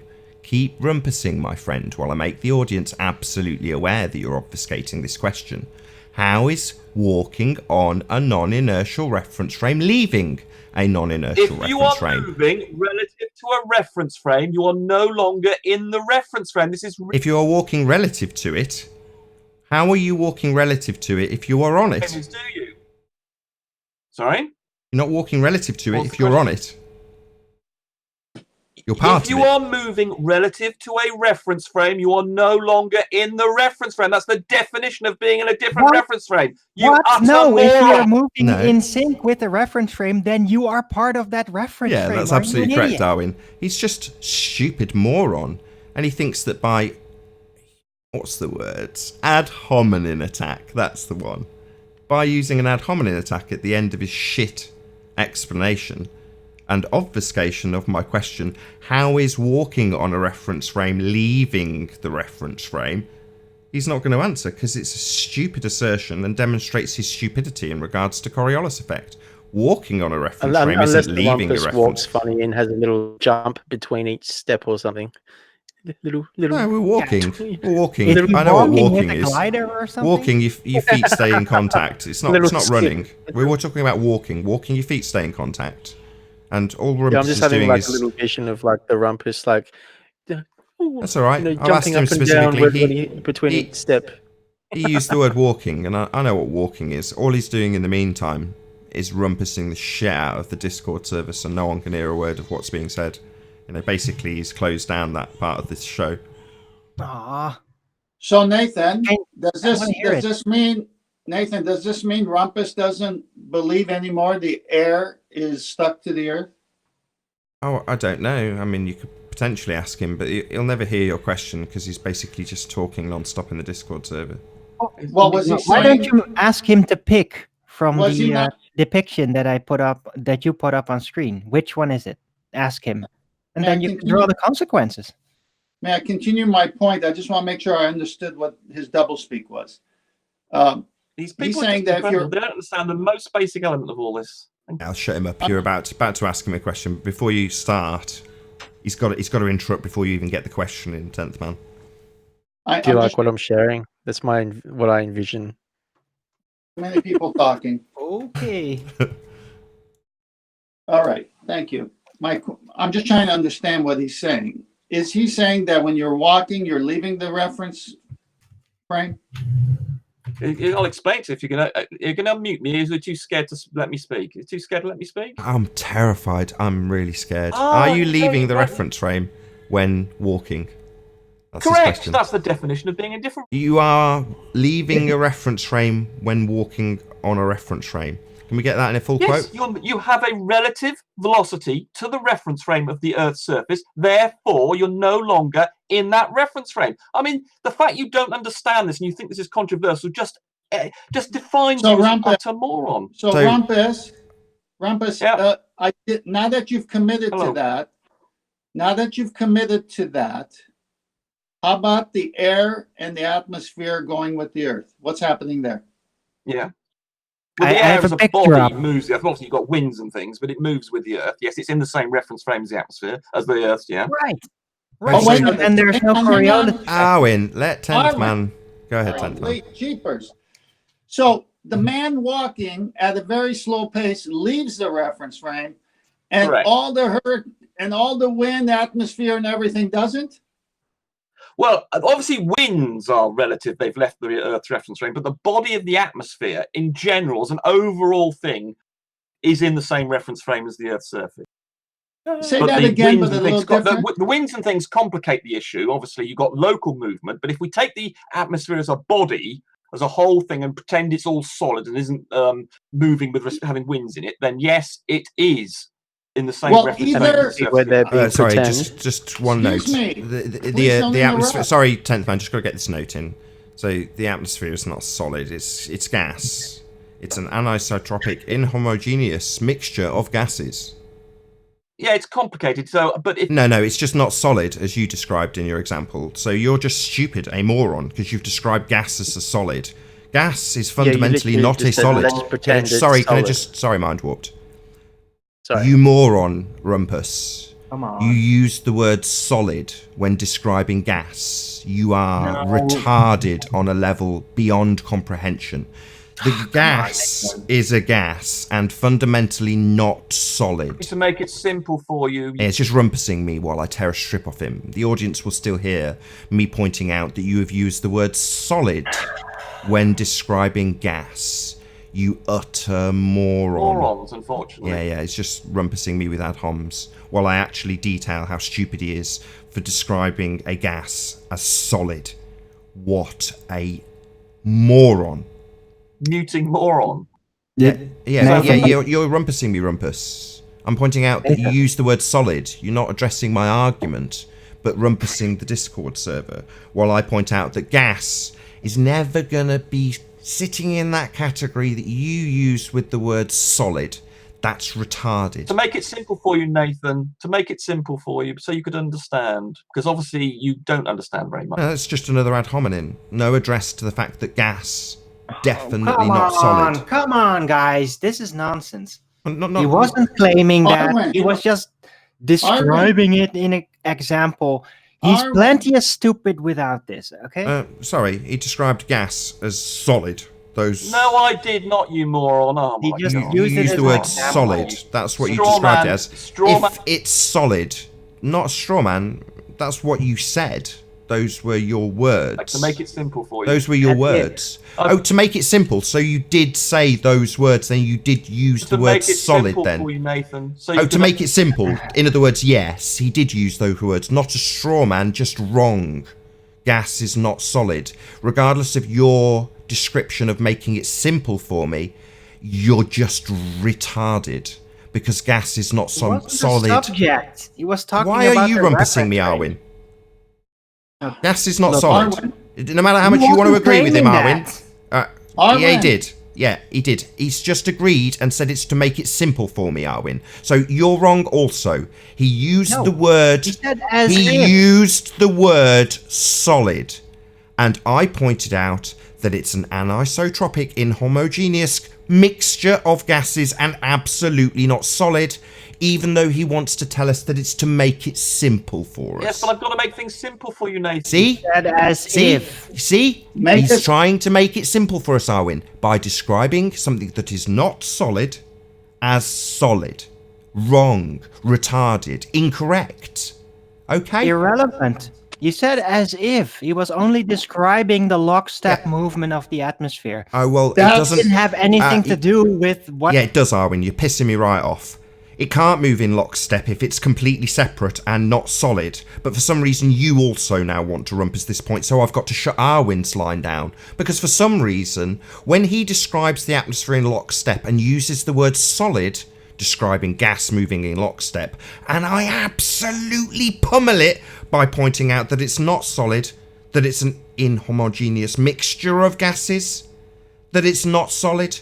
And he agrees that he has used solid by saying it's to make it simple. No, it's to lie about it being in lockstep, which it could only be if it was solid and somehow velcroed to the atmosphere as a solid. But it can't be, because it's not solid. It's a mixture of gases flowing freely in all directions, and is never going to travel in lockstep with his reification of a spinning world. It's absolutely on topic, Arwen. It surprises me that you'd want to rumpus this. But there we go. Such is life. Very strange times. Rumpus, Okay. atmosphere is lockstep, but man walking is not lockstep. Yeah. Correct. Yes, that's right. Yeah, total bollocks, doublespeak. Well, that would mean that walking, like with the spin of the Earth, Yeah, something actually makes attached, you go, Arwen. slower Arwen. against it, Summary time. wouldn't it? Something actually attached, like a man walking on the surface, according to Rumpus, is in a separate reference frame, moving in relation to the reference frame it's on. However, gas, which he describes as solid, is actually moving in lockstep with this non-inertial reference frame. I'm just going by the reference frame claims. That's all. And Rumpus is saying, okay, the gas is moving with it, but when you move, you don't. So that means that you, as you walk, would be affected by Coriolis. So if you walk in one direction of the presupposed spin of the Earth, you would be going faster than in the other. If That's you correct. are indeed a separate reference frame, as Rumpus claims. Yes, that's correct. So what he's saying is walking, you will absolutely be affected by Coriolis effect. However, the fact that we have surface winds, no, they're solid. They move in lockstep with the rotating surface of the Earth, giving rise to zero Coriolis effect, because you'd need two separate reference frames in order to give rise to a Coriolis effect. But as we established earlier on this show, Rumpus is fundamentally retarded. He's stupid, and he keeps projecting that I don't understand reference frames, apparent deviation, the Coriolis effect in essence, while he simultaneously tells us that we have a solid gas in lockstep with a rotating non-inertial reference frame, which wouldn't give rise to Coriolis effect in the slightest on Earth. So he's just fundamentally retarded, a moron, to put the correct terminology on it, and projecting, because he keeps telling us that we don't understand this. Well, he would need to understand that you'd need a separate atmosphere, which it absolutely is. It's not a solid, to have a Coriolis effect, but Rumpus is thick. He doesn't understand what Coriolis effect is. Rumpus, you've conceded. Coriolis affects everything that's not fixed to the Earth, as it should. So planes, helicopters, balloons, oh, just bullets, lol. Shout out to Ray Nimrod for the super chat. Really do appreciate your support. And with that, I'm going to say, if you are watching on the Nathan Oakley premiering stream, then stay tuned, as there will be an after show to follow. However, if you're watching live on Nathan Oakley 1980, this is where we bid you farewell. A huge, massive, enormous thank you to all of you. Smashed the super chat, liked, commented, shared, subscribed, and all that good stuff. Be sure to check out nathanoakley.com and the Flat Earth Debate Forum, which you should definitely all join. Also, of course, a massive thank you to all of today's debating panel for making this live show possible. I've been Nathan Oakley. Stay tuned if you're watching on the premiering stream, and I'll see you all in the next video. Oh, what a day! What a lovely day!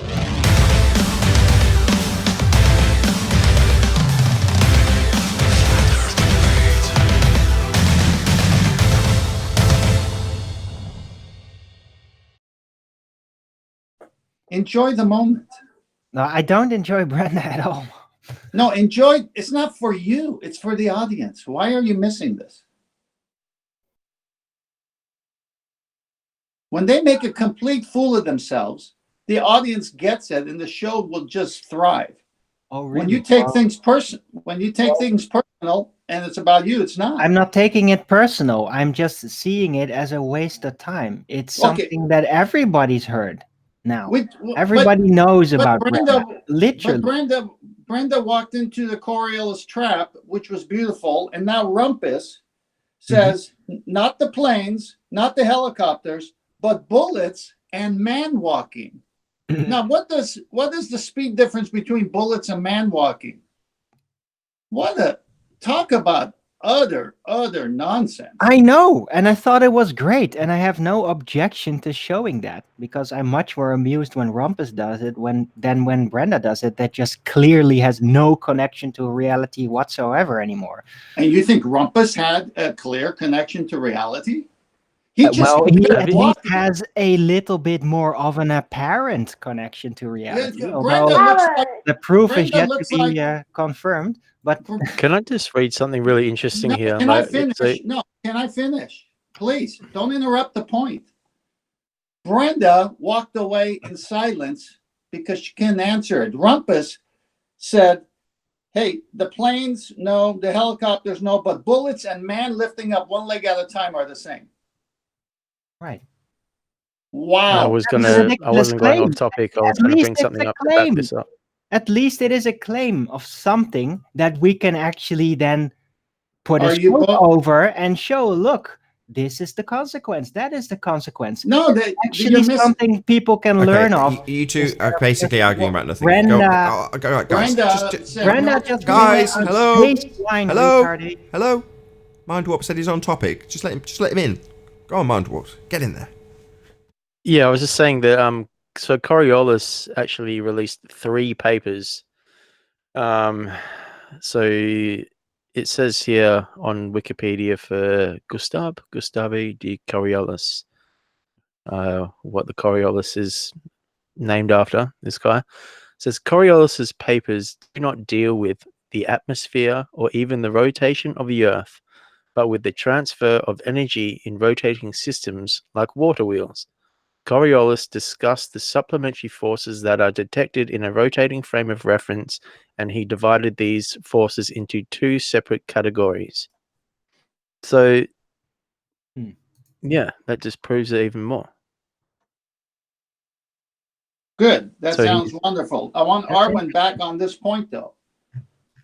Man, Brenda- why are you being rude? You're being a bit of an asshole tonight. No offense. Just fired up. Don't take it personally. Well, no offense taken, Yeah. but you interrupted a point when I was passionate about it. What do you want me to do? Sit here and suck on a juice? No, I was just saying that I was bringing up a point that backs everything up and saying that Coriolis isn't actually what. Yeah, whatever. What the It ballers doesn't matter. claim it is. Yeah, you were And making a great point. Thanks for the info. And I gave you props. And I want to get back to the point that I felt I was diverted from. What's the problem? Anyway, Brenda went down, Arwen, on 2 reference frames after accusing Nathan of not understanding it. Rumpus Doesn't mean anything. equated man walking to bullet speed. Mhm. And he went down on that. Right. This was a beautiful show. Yeah, except that the rumpus part was a lot quicker and a lot more amusing. And Brenda just keeps on droning and droning and droning and droning, and you let her. That's the She difference. didn't drone. She didn't drone like she did 6 months ago. Nathan is shutting them down a lot sooner. So Good. what do you mean? What? I said good. Oh, I'm sorry. Yeah. So then, what's the thing? If a brand new person was on the show today, That's the problem. The Brenda argument and the Rumpus argument would work good for Flat Earth. It was wonderful. That's the problem. So have some empathy for Arwen, right? Arwen's been here, and I'm going to say this hand on heart. He's been on more shows than anybody, right? He's seen this shit more than anybody. Second only to me. And I totally get it. He's sick of it, right, Arwen? It's annoying. He's sick of hearing the same shit from the same people day in, day out. They spew the same bullshit, have the same arguments. And the speed that we get to the concession might improve, but for Arwen, it's just... I can hear him groaning in the background. I don't even tell him to stop anymore, but I can hear you, Arwen, going, oh, God, bloody hell. I can hear you. But if you were... I forget sometimes it's not on mute when I do That's that. okay. I leave it and don't note you on it, because that's precisely how... If you want to know how I'm feeling, just listen to Arwen when he forgets to mute. That's how I'm feeling. Totally. So I totally get it. But on the other hand, Darwin, Tent Man's right. There's going to be a dude watching the show that's never heard this ever. Okay, but When I was, both points are correct. When I was running a brokerage, we had weekly meetings for new people to come and look at things. Now, the people that would attend the meeting was also the agents who had been there 1 year, 2 year, 3 year, and so on. They're falling asleep in the meeting. They didn't bring a guest to hear the message. But the new person is alert and listening. And as a speaker, if every time you speak, you don't identify your audience, then you're going to try to say, how do I get that old guy to wake up and be interested? Wrong. You just lose. But if you identify that it's always for the new person, you win. Because you need new blood. You need movement. You can't worry about the person who's been there 2-3 years that doesn't get it. You just have to keep talking to the new person. The new person's got excitement, passion, and they get after it. If you get a chance, Arwen, I know you're often around watching the Uncut and After show with me. It's not vanity, it's just a good show, and I enjoy watching my own show. Sod you if you're going to moan about me watching my own show. I like watching my own show. Piss off. Anyway, check out the dude that was on this morning. I was only overhearing the conversation from the kitchen, but quite a young dude, and some of the stuff he was saying was quite profound. You know, you could tell he was a bit nervous, but What he was saying was spot on. My point being new blood. Bino. By the way, my point being new blood. Yeah, that was Bino. He's been 28 weeks. Who? Say again? His name was Bino. He's been flat Earth for 28 weeks. He goes to university, and he's excited, and he's in the fight. He's just like us. Cool. How old is he, did you say? I think he said he was He's in 17, Discord if I'm as well. not mistaken. I'm 17. He's still Hey, here. I've got Hey, Dino. Is it Dino? Bino. Dino. Or Sam, whichever you prefer. Sorry, didn't mean to talk about you in the third person. Alright, it's fine. Don't worry. Hey, I've got an example of two inertial reference frames that's used every day in the military. Oh yeah, go on. An aircraft carrier. An aircraft carrier is always in motion, and when they take off, when the plane takes off, that's why the planes take off in the front of the aircraft carrier, and usually the aircraft carrier is throttled up as much as they can because the planes have to be at a certain speed to be able to take off. So they throttle the aircraft carrier up. Plus, they put them in a catapult. Plus, they have to the pilots have to throttle up as far as they can so that they can take off. Lily, hang on just a second. Of course, she just has to do this when I'm talking about this. The other side is when they want to land. The other side is in play as well. They have to be going. The aircraft carrier has to be going as fast as it possibly can at the same time for landing, but the plane has to also throttle back, and they have to almost be gliding by the time they hit the aircraft carrier. So technically, right there's your two examples of two inertial reference frames, and that and how the planes would work on a spinning ball. So just as an example, and that's aircraft carriers. Good example. I tried to get through that quick because Lily was screaming. I hope you right. understood what I was driving at. We all tune it out now. Not all. I didn't say anything. I wasn't going to speak for anybody. John, I wish your kids were 2 years old again, just so you can understand and remember.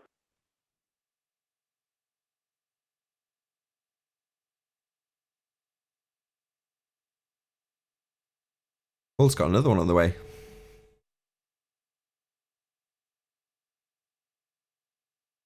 Oh, you're all so excited. Hooray! Another new life. Hooray! Baby flat earther on the way. So excited for you, Paul. Oh, wow. That's so... Oh, wait. What's your address? I'll send you a card. You guys are so miserable. John's going like, damn. I thought Arwen had a good comeback to that, so we're going to have more background noise for the years to come. Yeah. That was great, Arwen.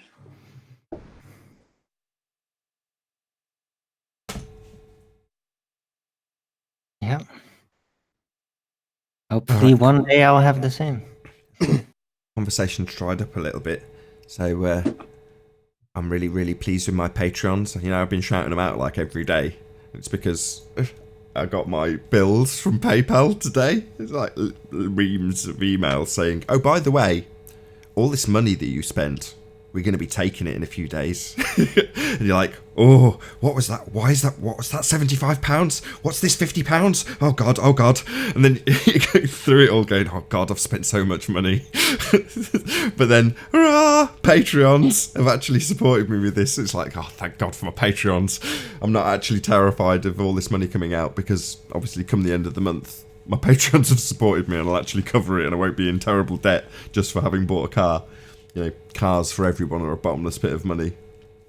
Me included. But happy joy. I'm not going to be, what's the word, bankrupt because of a crappy car.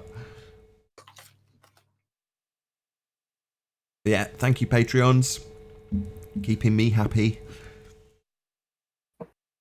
Hey, Nathan. I have a Patreon too. Hello. I have one Patreon subscriber. You have one Patreon. Shout out to Arwin's Patreon. Yes, indeed. There's Brenda. Or another Brenda. It's Brenda. Really? That was great. Not that, Brenda. No. I know, but in that moment, it was still just as as funny to laugh now. Just the thought of it. Oh my gosh, that's great. She needs us more than we need her. Oh, that's definitely true.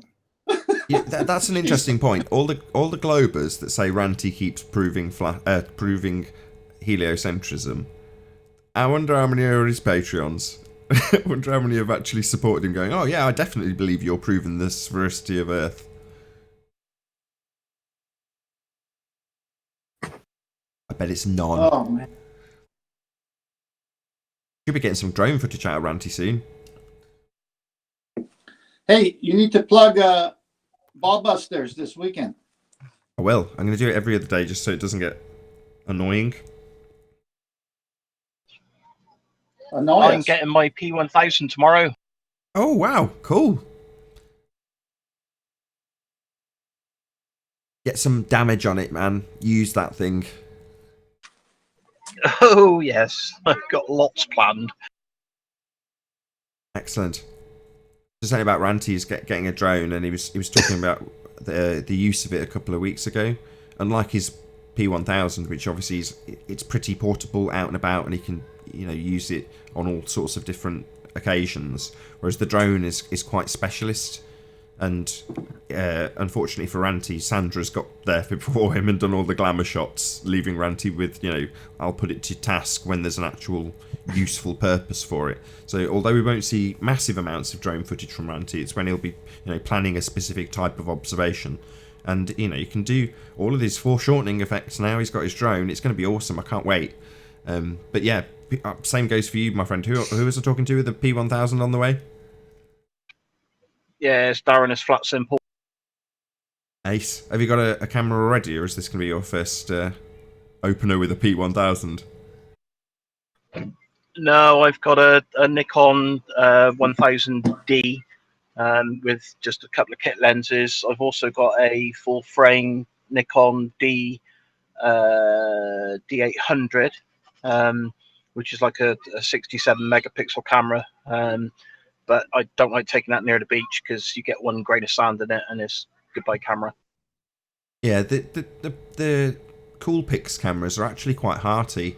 From what I've seen of them. I mean, you don't have to ask Ranty about his P900 more than his 1000, but I'm sure it'll be the same with the 1000, despite the weight. I mean, it's a monster. Have you ever actually held one?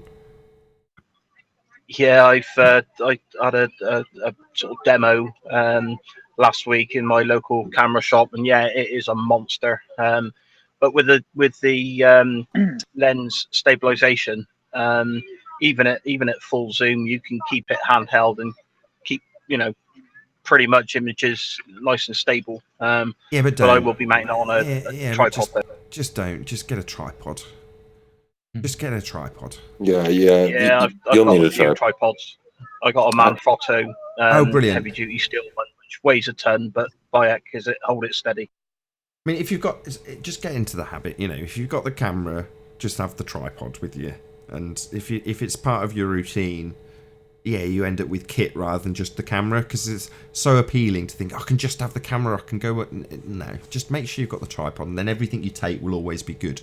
Drone footage is always so good because it's heavily stabilized, and you can't do that by hand. You've got to have the tripod. Just my opinion. Ranty's only just started doing this. Plus, the fact I'm using a remote shutter on it as well, so I don't even have to touch the camera, so I'm going to avoid any camera shake or anything. Awesome.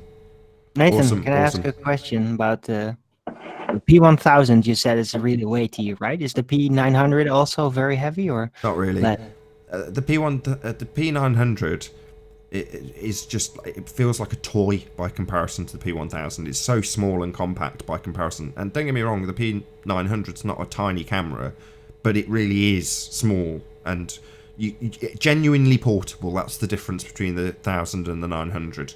The 1000's much heavier, much bigger, and when you're using it, it feels more cumbersome. The lens takes a longer time to extend, and it's a totally different camera. It's just very, very different in terms of how it feels, but it's a lot more expensive. You can just kind of the fact that it's a dearer thing is sort of self-evident when you see them side by side. Okay. But Right. The 900 is glorious because it's much quicker. So to get the zoom lens extending out is for quick capture. You know, obviously if you're doing a long distance photography, it's not exactly a quick capture, but nonetheless, you know, you can actually carry the thing around, or it's almost portable.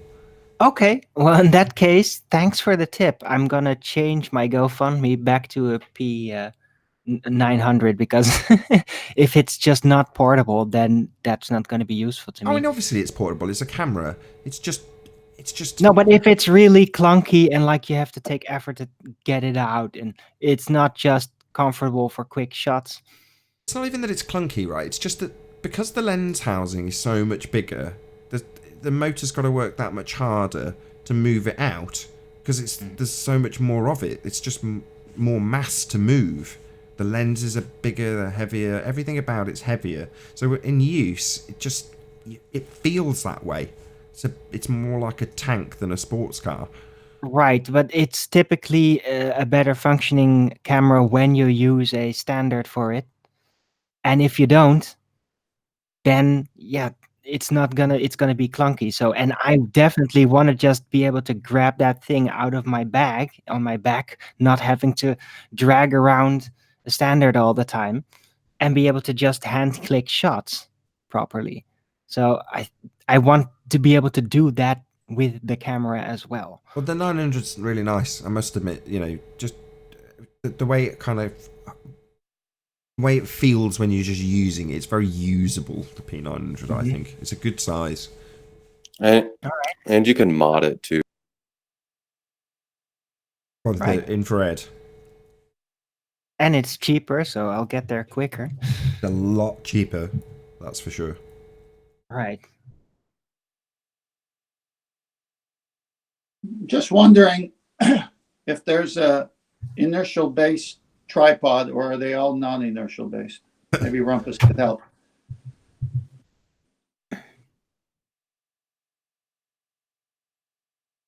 Yeah, there's very few people utilizing some awesome camera equipment. You know, there's some tracks and gimbals and platforms that rotate and things that give you really steady shots with these big heavy cameras. And to my knowledge, nobody in Flat Earth's using any of that stuff. You know, there's a stark contrast between drone footage and people's tripod footage.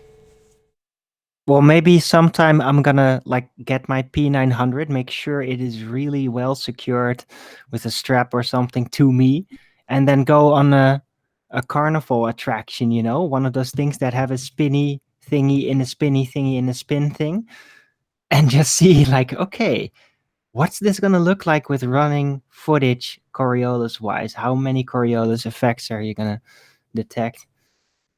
But our argument isn't really about the Coriolis effect. It's about what gives rise to that effect on Earth, i.e. Earth having two reference frames. That's our argument. At the point that you've got a globe head who will typically flick between the two different things, 1 and 2 reference frames, that is.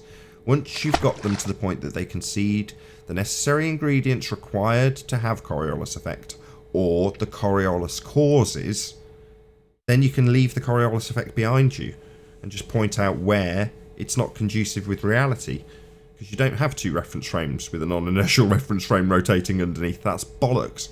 But you've got to get them to the point using Coriolis to get them to concede the Coriolis causes. But like I say, that's our argument from that point on. Earth and Coriolis effect causes, and where they are applicable to Earth, and how it doesn't demonstrate them. Yep. I thought that was a good point on Ballbusters, where QE kept everyone on track about the cause of Coriolis, is what he was talking about. Yeah, that's where I got that turn of phrase from. So I was like, I was calling it necessary ingredients for what would you phrase it? And it's like, causes. Okay, I'm dumb. Thank you.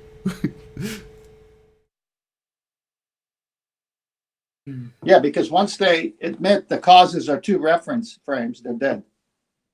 John doesn't get enough credit. Most, if not all, of my award-winning arguments have come from him and have been tailored by him. I'm not in the slightest bit ashamed to admit it. I'm very proud of the fact that I've got winning arguments, and they've come from him. And he doesn't command the amount of respect he should get. Not even close, in my humble opinion.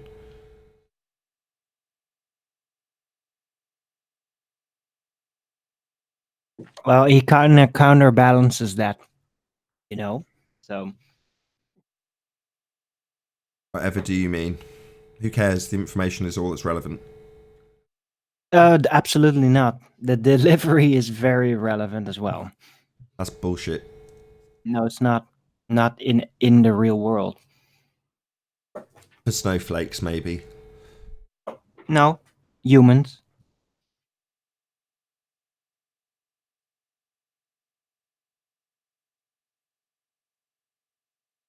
Well, I'm just as crass, so fuck you. Well, fuck you too. No, but it's not like I'm not giving you John credit for what he has contributed. But yeah, it's tough to respect somebody that conducts themselves the way that he does on a continual basis. That is all. That's not really what I'm referencing. I'm referencing the fact that you end up with crown-munching flat earthers arguing against him when the majority of the arguments that are actually winning have come from him. It just makes no sense why people are rebelling against him. Well, because there's more than those winning arguments. So what? Great, more the merrier. Praise all of them. Well, John clearly has some issues. What? With the technical sides of things as well. And we're tinkering on that. And we are getting severely hostile and red herring type response. Very semantic, most of it. And that's cause for suspicion. Has been. I have no idea what you're talking about, Arwin. What are you on about? About quantum mechanics and all that. What are you talking about? Quantum mechanics. No, I know what you're talking about, quantum mechanics. What specifically? You're saying he's using semantics. What, words and their meanings to describe quantum mechanics? Yeah, okay. What's wrong with that? Well, no, to counter arguments. Semantics. And yeah, you guys red herringed me. You strawmanned me, literally on the spot. And I explained why and yeah. Go ahead. Go ahead. Share your pain. Oh, you basically try to force onto me a false paradigm of a wave and particle duality. We're not forcing that on you. How dare you? That's you not did us. that. You did that in the spot. You said that's the bullshit. choices, and I said no. That's not the choices. That's bollocks. There is no wave. What the hell are you talking about? We don't push that on anybody. Wave particle duality is what we're fighting against. I know, and that was the. I said it's a false paradigm because those are the two options you presented. What? Like that is the argument, and that wasn't my argument.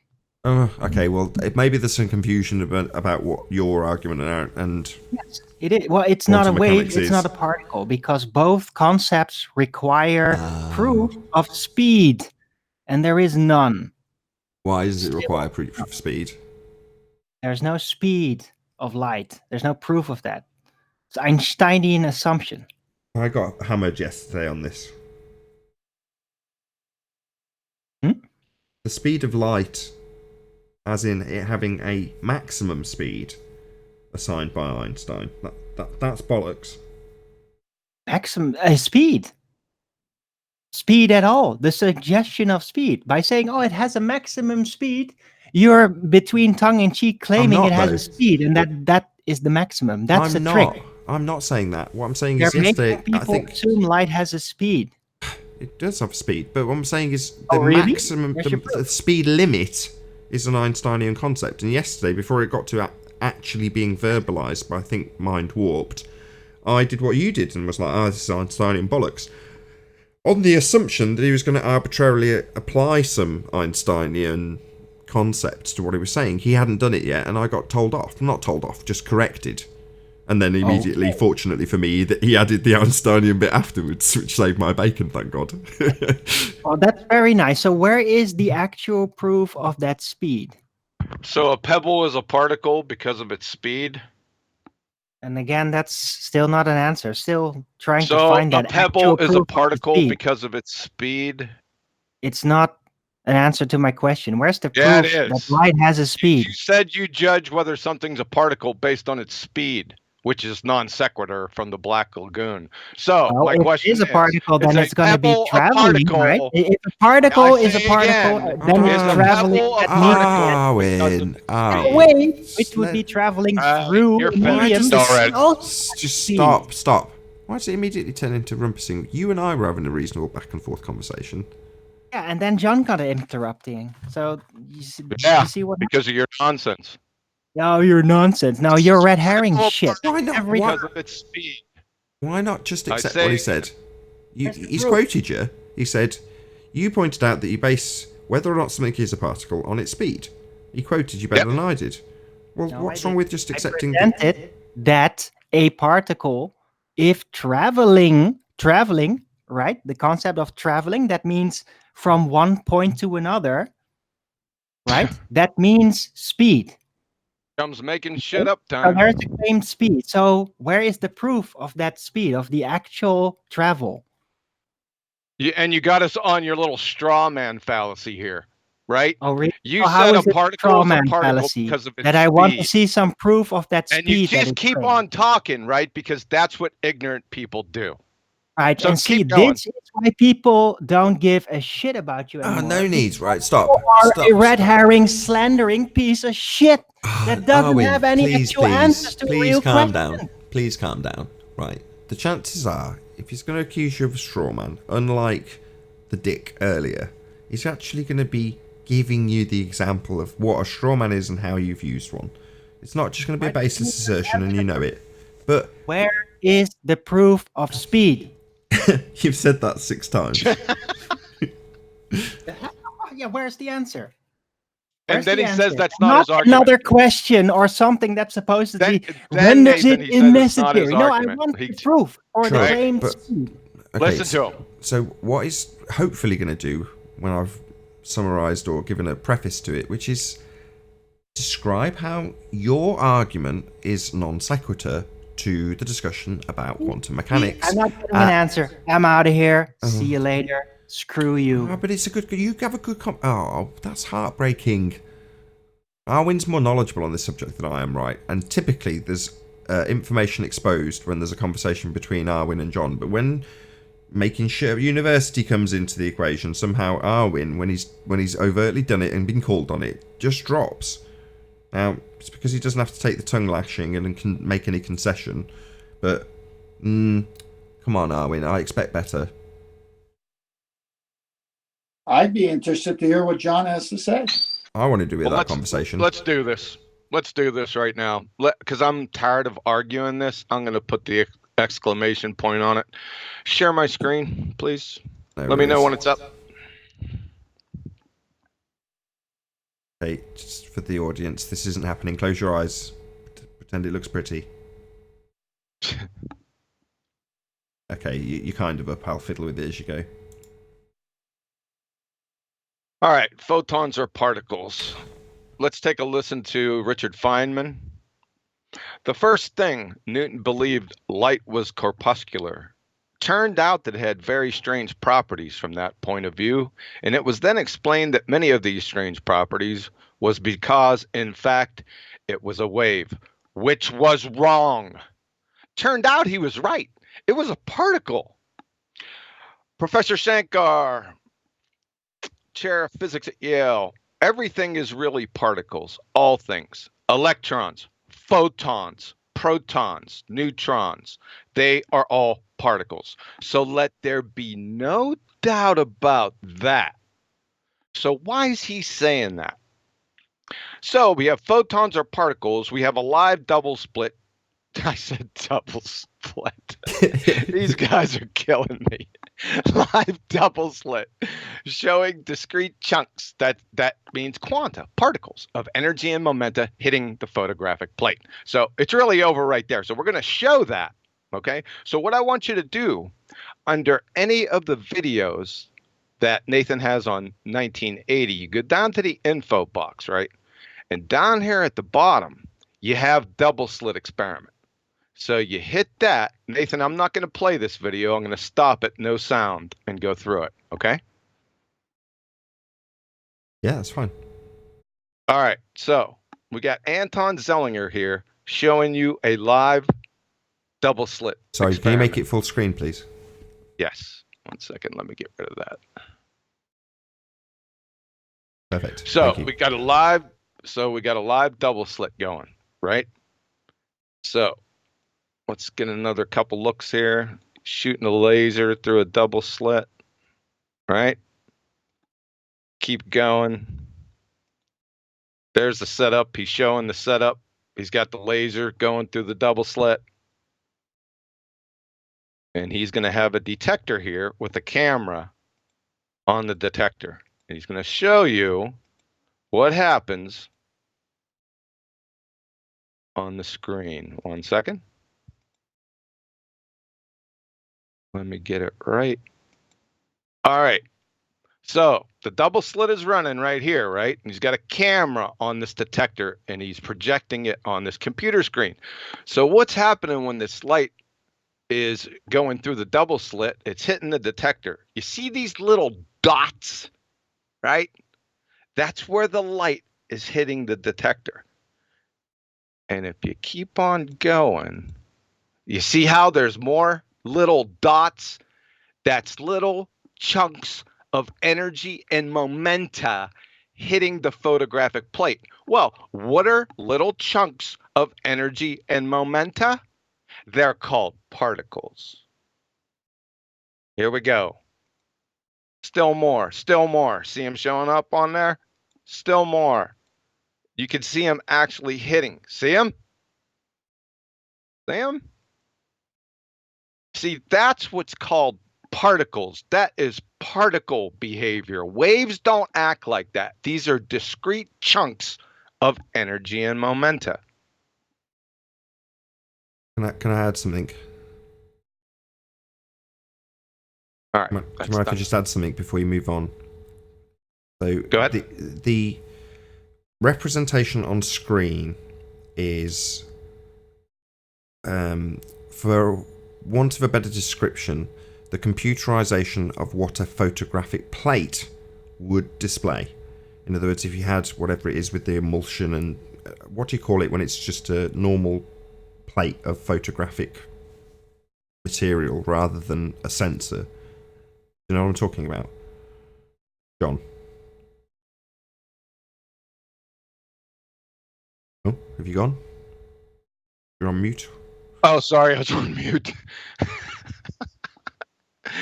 Yeah, right. There's some type of silver oxide, some type of, photographic plate, emulsion plate, something like that. Right, like you get with the film. So a much more analog way of doing it, which is how the double slit was previously done before we had photographic sensors that could then be digitized to represent what's on a screen. In other words, concept. It's exactly the same. There is no difference between a sensor and using the, whatever you call it, silver and the emulsion and whatever you'd get in, like you get in the back of an old-fashioned camera, a film, basically. There's no difference in what is being represented.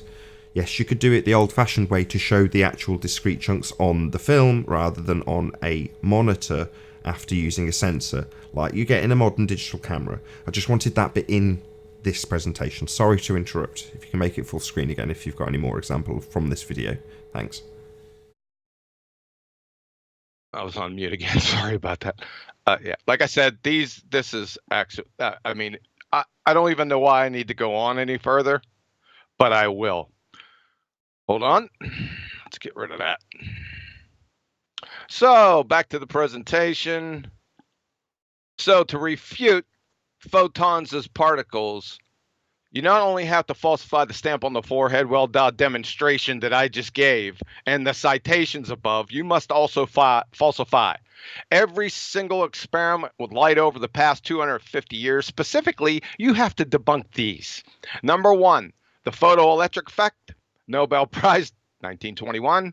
Number two, Compton scattering, Nobel Prize, 1922. In fact, I think he did this in 1922. I think the Nobel Prize was like 1925 or something. And then you have to falsify Heisenberg's uncertainty principle, which states that the more you know the position of a particle, the less you know the momentum of that particle, and vice versa. Here it is right here, right? You have to falsify all those. Best wishes. I'll get the popcorn. So I summarized these. The photoelectric effect. If light was a wave, then shining a light of any frequency on a sheet of metal, no matter the intensity or brightness, should liberate free communal electrons. This does not happen. Therefore, light is not a wave. Moreover, increasing the intensity of the select frequencies that do liberate the free electrons does not increase the kinetic energy. That's the Kmax of the free electrons, now called photoelectrons. So one photon is absorbed by one electron. Therefore, light is quantized. Therefore, light is a particle. From radiology.com. The photoelectric effect describes the following interaction of EM radiation with a metallic surface. A photon with an energy frequency above the binding energy of an electron gets the photon energy. Did I skip a line? Let me try that again. The photoelectric effect describes the following interaction of EM radiation with a metallic surface. A photon with an energy frequency above the binding energy of an electron gets absorbed and the electron is emitted. The positive energy difference is transferred to the electron's kinetic energy, like I just said above. If the photon's energy is not high enough for the electron to overcome its binding forces, the photon will be re-emitted. It is not the intensity of a photon beam, amount of photons, which allows the photoelectric effect. It is the energy frequency of a single photon which will allow the emission of a single photoelectron. The discovery and study of the photoelectric effect leads to a new quantized understanding in physics. Albert Einstein was awarded the Nobel Prize for Physics in 1921 for his services to theoretical physics, and especially for his discovery of the law of the photoelectric effect. The photoelectric effect is the most important effect in medical radiography. For example, it is the photoelectric absorption that is responsible for most of the absorption in a mammogram, which creates the contrast in the image. Number one, Compton scattering. Simply, light X-rays of known frequency were fired at a graphite crystal. Calculating the final frequency post-scattering, it always showed a change. It always decreased.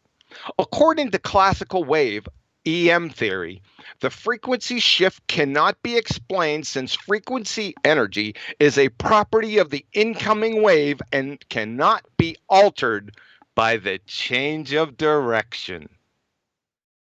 Conversely, considering the X-rays as particles, quanta photons, then applying, here it comes anon, energy conservation and momentum conservation of the collision of the photon and electron unequivocally demonstrates that photons are particles.